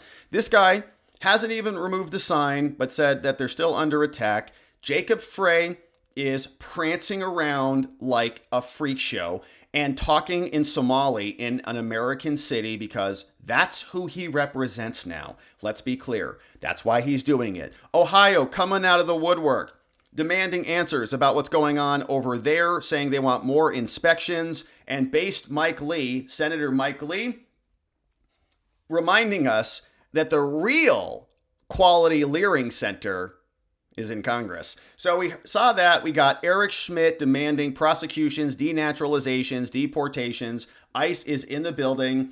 And we got Caroline Leavitt saying people will be in handcuffs soon, hopefully. So we've got that. Then we talked about Virginia being sued for violating the law openly and obnoxiously, saying that illegal aliens get more benefits than the rest of us because they're better than us.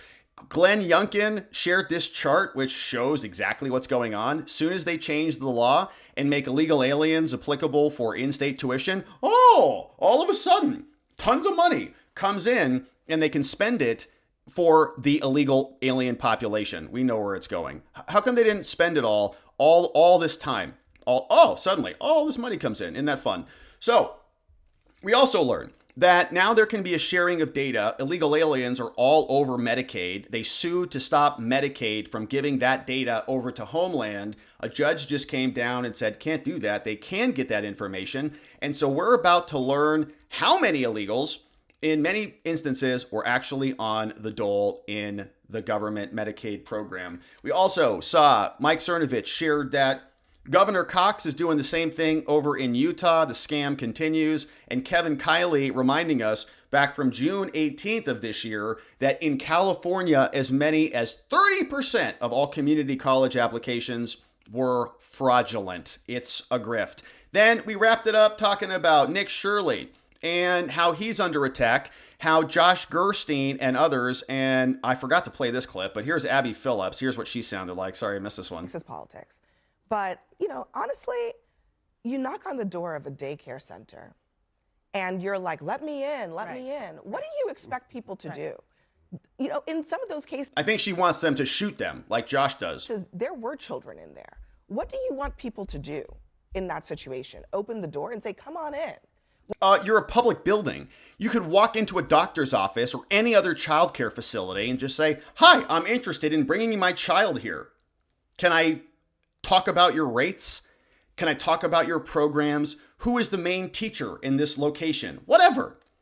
That's what you do if you're a real legitimate business, but they're not. So I think she's implying that the Somalis should just start blasting. When they know that the Somali community is under attack, is being threatened. Under attack for being investigated for committing billions in fraud? Every single day? What is going on here? Look, if there's fraud there or anywhere else as it relates to Medicaid, it should be rooted out, and whoever has perpetrated it should be prosecuted, no question. But, you know, in the homeless shelters I run, we have daycare centers. If someone just showed up at the door banging to say, I want to, you know, bring a child there, we would not let them in. We don't let people who are unauthorized come in to daycare centers.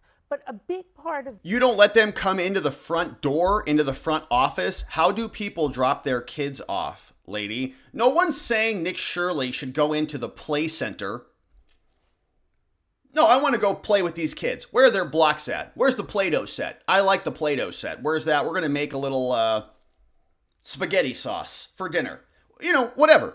It's not even believable that nobody could answer the door of a public business. This that we also have to note is there was no need for the president to say the horrible things he... Oh, cry harder. No need. Okay, these people are honestly like a joke. She's a CEO of something and a former speaker. Oh, New York City Council, former government person. Got it. All right.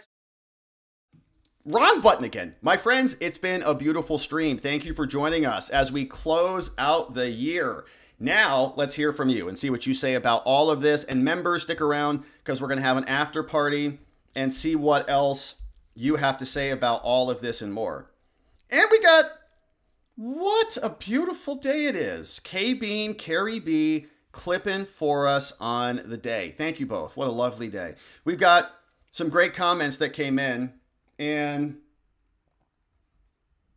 yeah, voice. Well, this isn't, I didn't know this.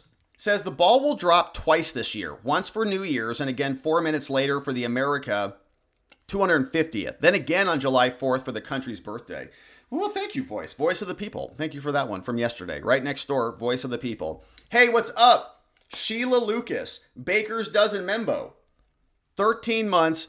Happy New Year's Eve, everyone. God bless all. God bless you right back, Sheila Lucas. Happy New Year's Eve. Happy New Year. Time does fly. Gloria B. I was talking to Alexis about them. Like, it's 2026?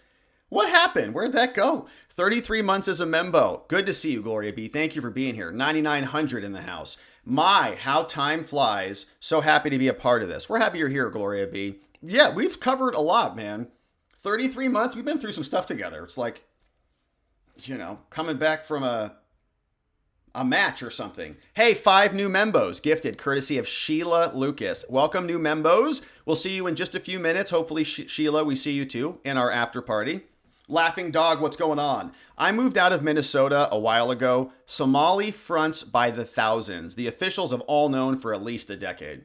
Yeah, I mean, I think that's probably the future. It's like they're not going to deport enough to make a political margin change. So it's basically theirs. They've established a beachhead. And unless there's a whole different paradigm shift in how we're handling these things, it's going to continue because the politicians need that need them and have a very strong interest in protecting them, as we've seen for a decade. That's why it's gone on for decades. Laughing Dog, thank you for that. Hey, I am Ted Sco. What's up, Ted? Says 4 months as a membo. That's great, man. Inching closer to full term. Says Sarasota, Florida has a population of 930,000, almost 1 million people, and only 114 assisted living. Wow. So the little town, where was that clip? This little town here, Brooklyn Park, 1/10 of the size, but has 181 total assisted living facilities. What a scam. Hey, what's going on? I am Ted Sco. Are we learning things on this live stream? I think so. I mean, I hope so. I think today we learned about, the freezing of the funds. We learned about a lot of what the senators think about this scam, about what their proposed solution is. Many of them, want to stop the fraud. Some of them want audits. Some of them want denaturalization. Some want deportation. Many want charges. We got to hear from, I think, a lot of the elected officials or, representatives like Caroline Leavitt. We then learned about the lawsuit. We saw what Virginia was doing, how badly they're violating the law on behalf of illegal aliens. And then we learned that Nick Shirley is under attack, and we got to support him. So I think we learned some things, but hopefully you feel the same. Mort Rouge in the house. Thank you for the dono. Glad you're here. Hey, Doan. Hey, all. Happy New Year. Happy New Year, Doan. A sad reality could be that the restarted Tim is being used as a distraction from President Newsom's 10X fraud fest in California. Yeah, and California is probably like the final boss of the whole game. So, we're like on first level. Like, remember Super Mario World? You go to World 9 or whatever. Sometimes you could skip it by jumping in that one tube and fast forwarding as long as you caught the cloud and then came under the shooting cannon. But in other words, California is the end game. We're working our way over there. But I think you're right. It is like a sanctuary state. It's a one-party sanctuary state. In Minnesota, I think there might be something that you can still salvage there. Maybe not Minneapolis, but maybe. Yeah, thank you, Doan. Hopefully Newsom gets his turn in the fraud spotlight. Mark Shaw. What's up, Mark? Thank you for this. Says the moronic bureaucrats don't realize that their facility, quote, inspections that failed to identify the fraud scheme actually exposes their incompetence and or complicity. Idiots, right? Happy New Year. Happy New Year, Mark. Yeah, it's a great comment. It's either intentional or it's incompetent. So how can you let, millions and billions of dollars go out? There are charges to the tune of hundreds of millions of dollars. How can you let that go out?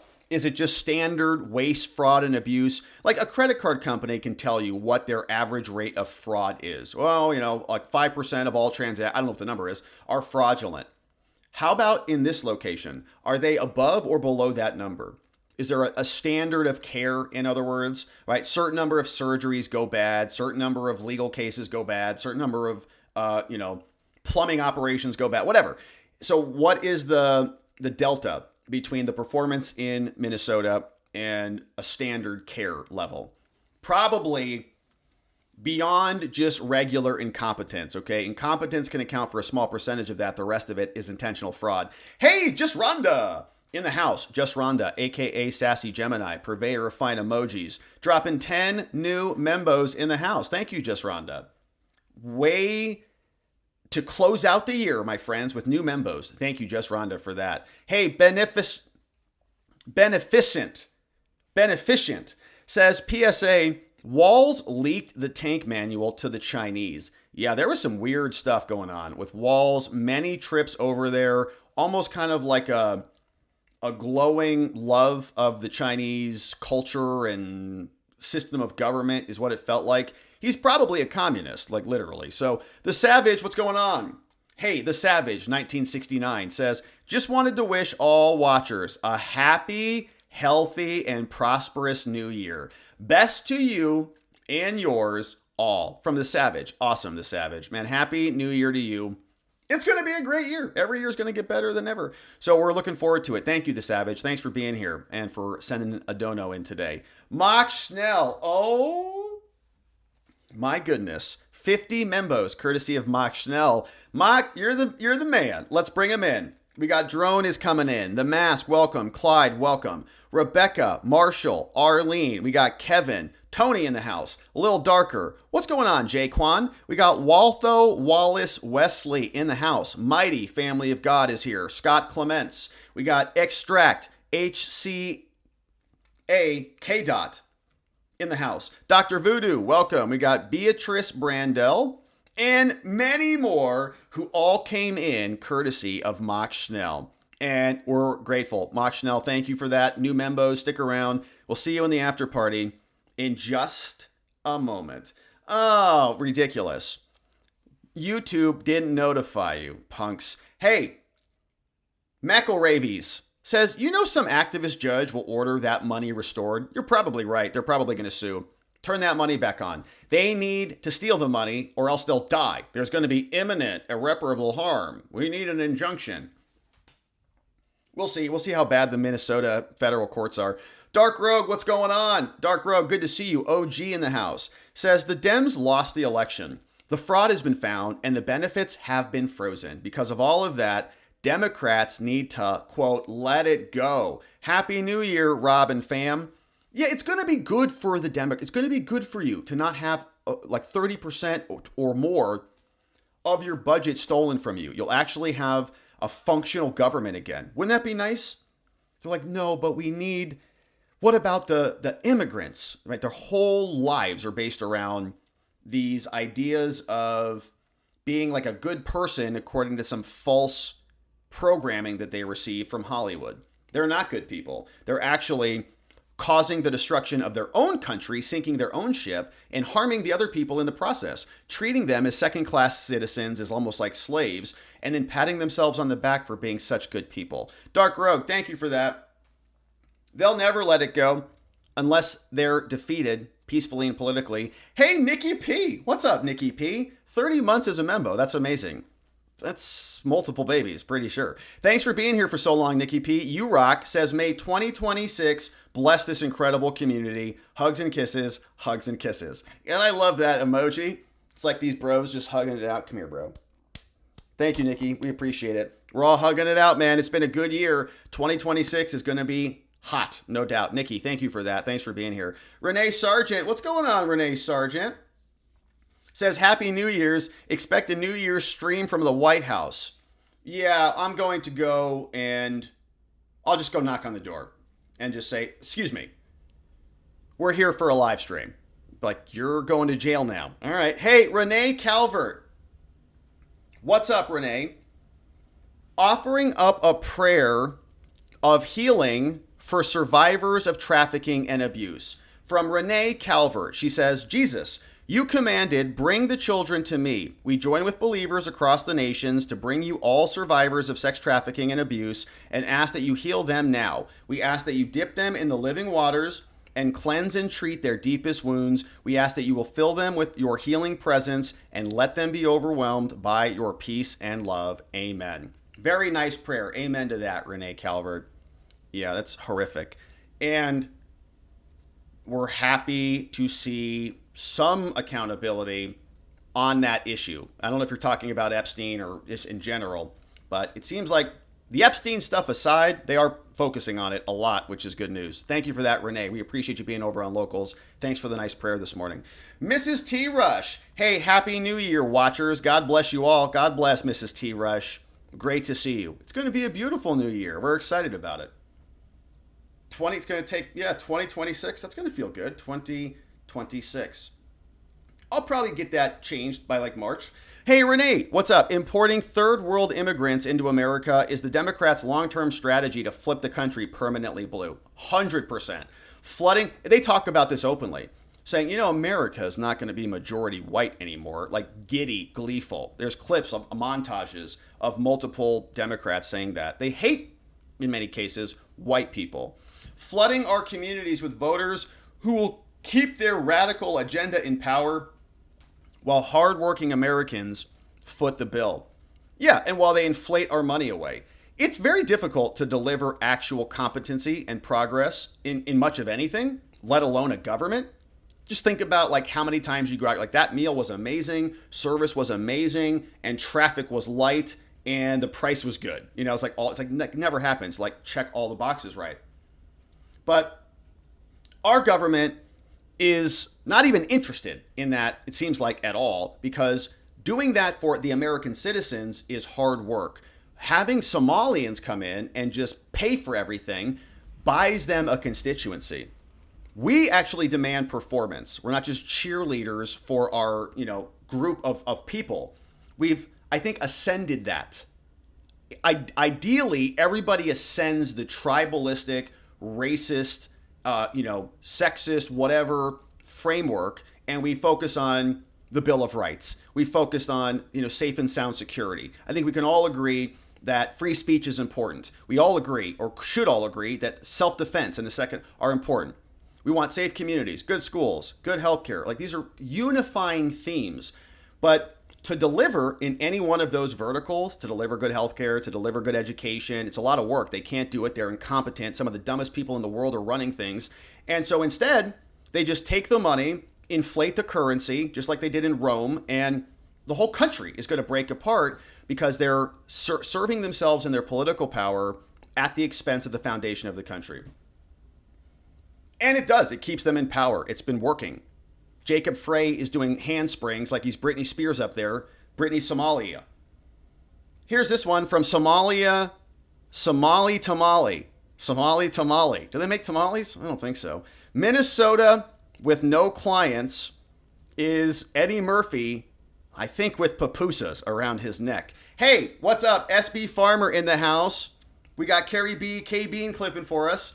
We got this one from SB Farmer, says, hey, happy sober New Year's Eve ever. First sober New Year's Eve? Awesome. SB Farmer. 2026 is going to be great. 17 months as a membo in the house, coming up on 2 full babies. Happy to have you here, SB Farmer. Have a great New Year's. It's better sober. Says, daycare owners in Minnesota with no clients. Yeah, those look like pupusas. Hey, what's going on? This one from Somali Tamales. Her, dance instructor for a mute transgender amputee in youth in Somalia. Okay, here it is. This week on House Hunters. Him, USAID employee. Her, dance instructor for mute transgender amputee youth in Somalia. They're looking at the house. Their budget, $10.5 million. Oh, it's just like Tim Walz's cat, who got a $500 million contract for childcare. Hey, Ray Hedrick, what's going on? Love to all and Happy New Year. Ray Hedrick, Happy New Year to you, my man. Love back right at you. 18 months as a member. That's 2 babies. Really glad to have you, Ray. Have a great celebration tonight. Here's another one from Somali Tamales. Oh, yeah. You remember this from the founding era? Yeah, I remember. We were just at the National Museum of Art. We saw that here. Painted in 1876 by a Somalian artist.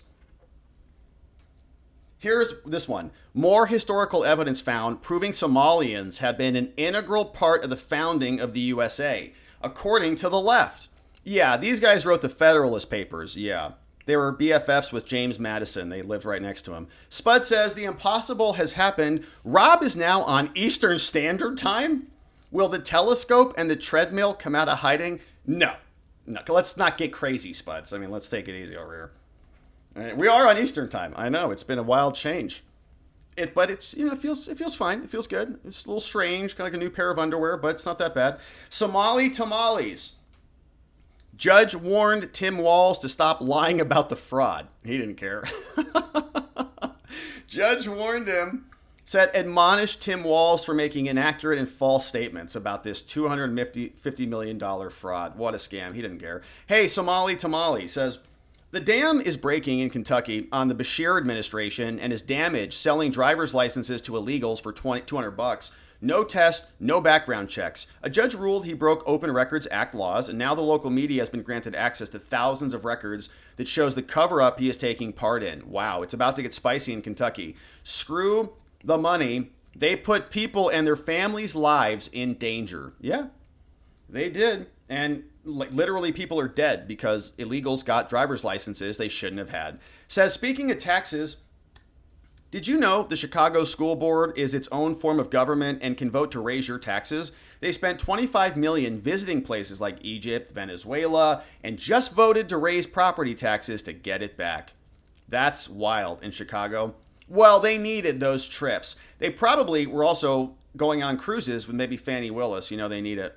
So, interesting story on that one. Hey, Tamale here says, hate to be that guy, but it's election season, and I don't see Republicans doing anything that will cause them to be called bad names like racist. And I fear that if Democrats win the House, they will just turn the money back on. It's about all buying votes in Minnesota. One person can vouch for 8 people. We covered that. So now one person can show up with their own ballot and 8 others and just say they live in my residence or in my district, and the money and the votes happen. Oh, you vouch? Here you go. Here you go. Here you go. Here's 8 votes. It's insane. And how can you validate? It's on same day, by the way, same day. So they could go do that in another district and in another district. Are they cross-referencing the votes after the fact? I doubt it. Somali, a Democrat rep in Washington just introduced legislation to make it illegal to publicly post daycare center information in Washington. The cover-ups are commencing. I saw that, yeah. It was just introduced, right? Not signed, saying they're under attack. We have to protect them. Covering up the fraud officially. Republicans control Congress. They could break the filibuster, pass massive legislation to end all of this, change immigration laws to denaturalize, deport, anything. Democrats are going to do it. They're going to make illegals citizens. I think you're right. Yeah, the Republicans in Congress are doing nothing, like nothing. They could have codified all of Trump's executive orders officially so that it would require the Democrats to pass legislation to reverse it. Not doing any of that. They're just waiting for the next blue Democrat to come in the White House and reverse everything. Sassy Gemini is here. Says, hey, help support Nick Shirley. Shout out indeed. Yeah, go buy a hoodie. He made hoodies of Quality Learning Center, 1-800-FRAUD. Quality Learing Center. That's amazing. I might have to get one. All right, so shout out over there. ShirleyDefense.com. Hopefully it's not the 404, though. Hey, Jay Marino, what's going on? Class action for out-of-state students who paid higher tuition. Yeah, to recoup some costs is what you're thinking? Yeah, man, that's going to be a lot. That's a big bill. Big tab at the end of that one. Somali Tamale says, Minnesota election law that allows a voter to vouch for 8 others. Yep, thanks for the link over from Breitbart. We did a video on that. We covered that and read through the policy, read through the actual law. And it's clear as day. Don't even check.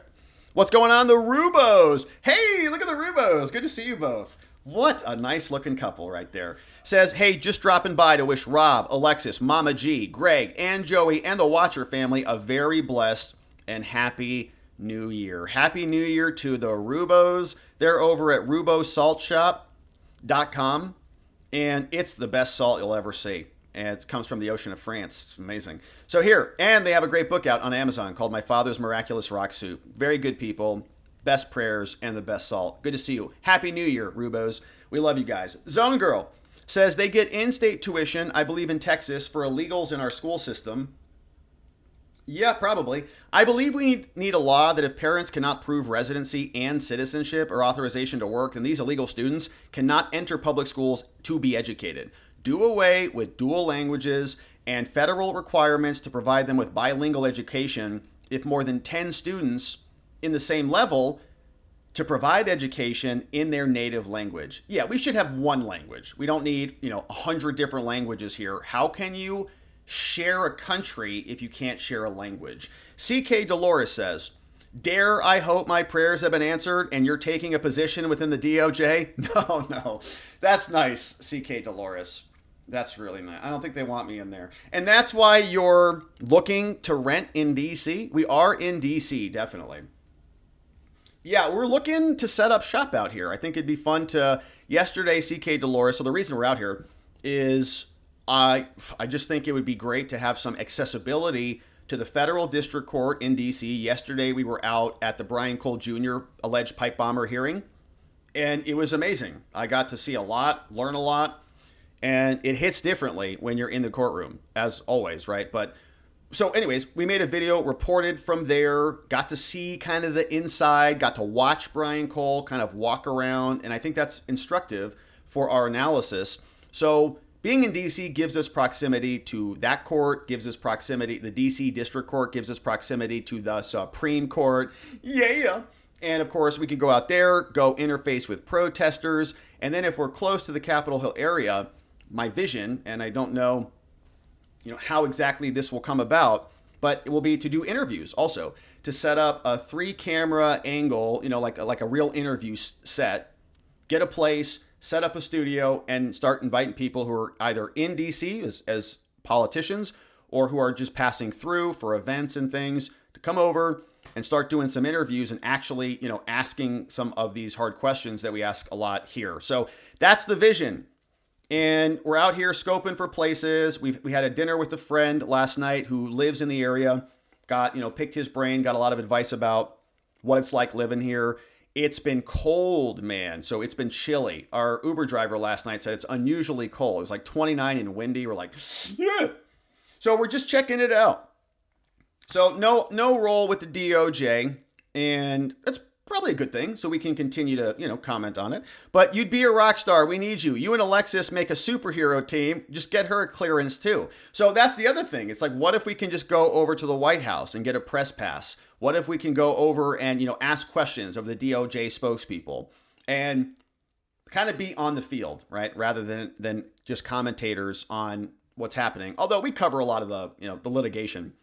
So we're still going to do that, of course, but I think we have a little bit more proximity, a little bit more accessibility. That's why we're here, when we're exploring. And we also think that there's this window of time right now. Trump, we've got 3 years left, windows in our lives open and closed. There's interesting energy here. So we're here. Agent 4 VIPs says, what a great way to start a new year. Praying for accountability for all involved into the new year. That's right. Our New Year's resolution, no more Somali fraud, starting tomorrow. Off-label pot, good to see you. Travel agent Amy in the house. Agent 4 VIPs, travel agent Amy. And she's great. And she is an agent for VIPs. Hey, Off-label pod says, we will be live for both ball drops tonight. Got a long segment on Super Mayor Tiffany Henyard. Oh, I remember her. She's trying to go MAGA now. That's wild. Of course she is. Hey, good to see you, Voice, at Off-Label Podcast right next door. Have a great stream. Happy New Year to you guys. Have a good one. Ruffin Sanderson bringing in one new membo. Scott Voigt in the house, courtesy of Ruffin Sanderson. Our membo stream coming up soon, my friends. We'll see you there in just a moment. And Ruffin also bringing in McElravies. What a nice thing to do. McElravies, we'll see you in just a bit. We got Texas Red. Good to see you, Texas Red. Thank you for signing up. We'll see you too in just a minute. Texas Red became a new supporter. After party time coming up. And also sent in a nice dono. What a nice heart. What a nice heart, Texas Red. Right back at you, my man. Thank you for the nice dono and for supporting our work here today. We appreciate you. Cliff Norman on Locals says, Rob, I wonder how many non-Somali owned daycare centers are involved in the fraud. The Somalis seem to have cornered the market on their daycare center scheme. This fraud has also been discovered outside of Minnesota. Now 500 centers in Washington. Ohio also has a bumper crop. Hard to believe that people with a more than 2-digit IQ have not figured out how to rob their fellow citizens. Yeah, it is interesting. And I just can't imagine, going into a foreign country, demanding everything, and then if I'm not getting it, which I'm getting a lot of, legal status and all the things, then I expect the entire country that I just invaded illegally to bend to my every will and need. And then I expect anybody who is not bending to my will and need to be castigated, called a racist, and browbeaten into society. It's like, what's wired? What kind of wiring is up in there that anybody thinks this is appropriate? And is it just, kind of after the fact justification where they say, well, we need it, we're starving or whatever? It's billions of dollars. No, they're thieves. Ruffin Sanderson says, I get to have an earbud in while working, and I just wanted to say thank you for the streams. Happy New Year. Ruffin Sanderson, my man, thank you for that. Yeah, and I really appreciate that, because I spent a lot of time with earbuds in working, listening to shows, most specifically Rush Limbaugh. When I was out cleaning pools and doing construction, I would listen to talk radio all day. I had that armband, like the Sony yellow Walkman armband. Everyone knows what I'm talking about. And it was just like an AM radio, and I'd listen all day. And so that's like, there's a real connection there. Like, I really feel that. So thank you, Ruffin Sanderson. Happy New Year to you, my man. Keep up the great work. We appreciate you. We got Natalie Ray. Says, Membo for 8 months. Says, Happy New Year from the ice cold Tennessee mountaintops. Ooh, you're up there. I saw in the weather report that there was like a blanket of snow or something that was like some weird, they called it something like a sheet, snow sheet or something. I'm like, this is weird back here, back east. I don't know what's going on. We're from Arizona. We don't have any of that. So shout out, Natalie. Hopefully you're having a great time. Don't know if you're skiing or just enjoying the tall mountains, but that sounds amazing. Good place to be tonight. Membo for 8 months. Almost a full baby too, Natalie. We're excited. Says, hey, McKay Landvester. Just joined up. McKay, amazing. We'll see you in a few minutes on our after party time. Cliff Norman also shared this. This looks curious. This figure was developed by Dr. Michael McCoby. It describes what he called social character. Yeah, tribal people occupy the lower half. Trying to assimilate people from the bottom half to the top half is near impossible. He was a psychologist and cultural anthropologist. He understood the individual and group at a very deep human level. Yeah, I think that's right. Like, people are wired differently. And people's cultures can confirm that wiring, and to try to integrate certain people, like, so if you are a free speech believer and somebody else is not a free speech believer, how do you reconcile those people under one country where we have free speech? It's hard to do that. So that can align across multiple domains, and it looks like an interesting chart. This is why they're not integrating into the melting pot, which is also a scam. We don't want a melting pot. We want America. Elf, what's up? 20 months as a membo. Good to see you, Elf. 55. We'll see you in just a bit. Happy New Year to all from Elf. Great to see you, Elf. Thanks for being here. Thanks for being a membo for so long. McElravies. It's crazier that they can register to voters with an expired ID in Minnesota. I didn't see that. But that also makes sense. They're like, well, no, as long as you have been validated, you're good. But they don't care. They just want everybody to go vote, especially if you're a Somali, because they know you're going to go vote for Jacob Frey, whatever he was doing. Mrs. T. Rush, we had a freeze last night here in Central Florida, 26. Dang, that's even colder than here. In Florida? It was 29 last night, and we were walking around, and it was windy. We're like, all right, that's pretty cold. That's pretty cold. Spud said, hey, regarding the Somalis, you got, and by the way, there were still people walking around with like a t-shirt on. I'm like, where are you guys from? Like the Arctic? What are you doing? How are you not frozen? Spuds, what's going on?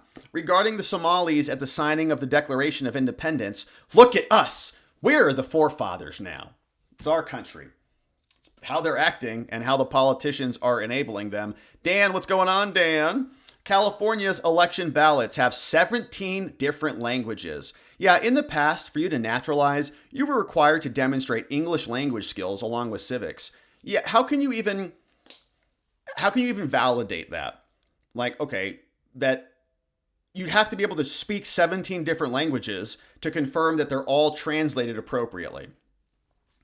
Maybe they're promising it's a little different, right? The words are a little different. We have idioms in language and, kind of unique phrases. Might mean something to all 17 different people. Who knows? It's not our responsibility to cater to everybody. We have a country. English is the unifying language. Learn it or don't go vote. Go back home and go speak Somali. So LZ, what's going on? Happy New Year, Rob, to you and yours. Happy New Year, LZ. It's a great New Year coming. And Happy New Year to all the supporters of Watching the Watchers. Thank you, LZ. God bless us, everyone. Good to see you, LZ. What a nice comment. Indeed. God bless, my friends. Beautiful, beautiful day. So thank you so much for sending those in. Super fun and much appreciated. Very grateful for your support and for enabling what we are able to do here. Let's check X. Any comments? No. No one's watching. No one cares over on X. All right, that's fine. So, no comments on X, which means it's now after party time. We're excited about that. So, if you are a member on YouTube, hang tight. It will auto-magically transfer us over to a new stream, and we will carry on, take some more comments, see what else is happening out there on the day, and then call it an evening and go celebrate the ringing in of the new year. But for today, we will pause. We're planning on a stream tomorrow. News is pretty dead, so we'll see what is out there. But we will come back tomorrow. We'll ring in the new year together right around the same time. Hopefully you can join us if you care to. It's going to be great. We're excited for a new year. It has been a great 2025, my friends. I'm so grateful for our time together, for your support. I hope that you're learning as much as I am, having a little fun in there as well, because 2026 is going to be lit. We're going to have a lot of work cut out for us, and we're excited. We're excited to dig into it, and it's going to be a lot of fun. So thank you for being here and being a part of that journey. But today, we'll pause as we go celebrate. Before we wrap, big thanks to our amazing mods and meme smiths. Thank you so much to K Bean and Carrie B for clipping for us today on New Year's Eve. You guys rock.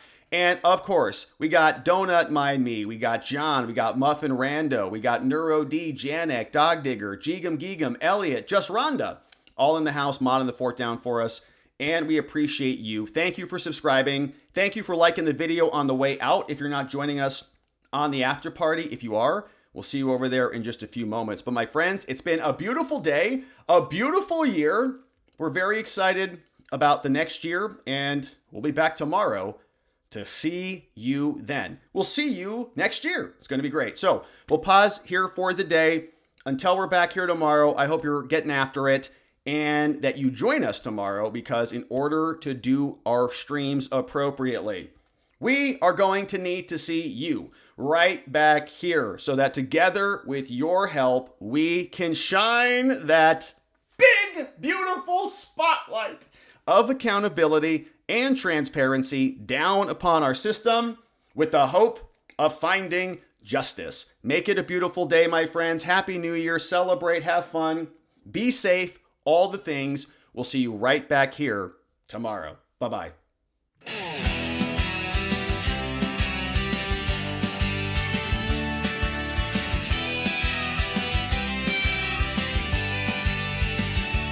Thanks for watching, my beautiful friends. Now it's that time where the stream must end. You brought the heat with every chatting line. Together we expose corruption. One more time we dove in the truth where the media hides. Lit up the lies with receipts on all sides. The fight isn't over, but we made them sweat. We ain't done yet, no, not just yet. Because together we are watching the watchers. Truth on our side. Watching the watchers. We won't be denied. Watching the watchers. Eyes open wide. Fighting for freedom with nothing to hide.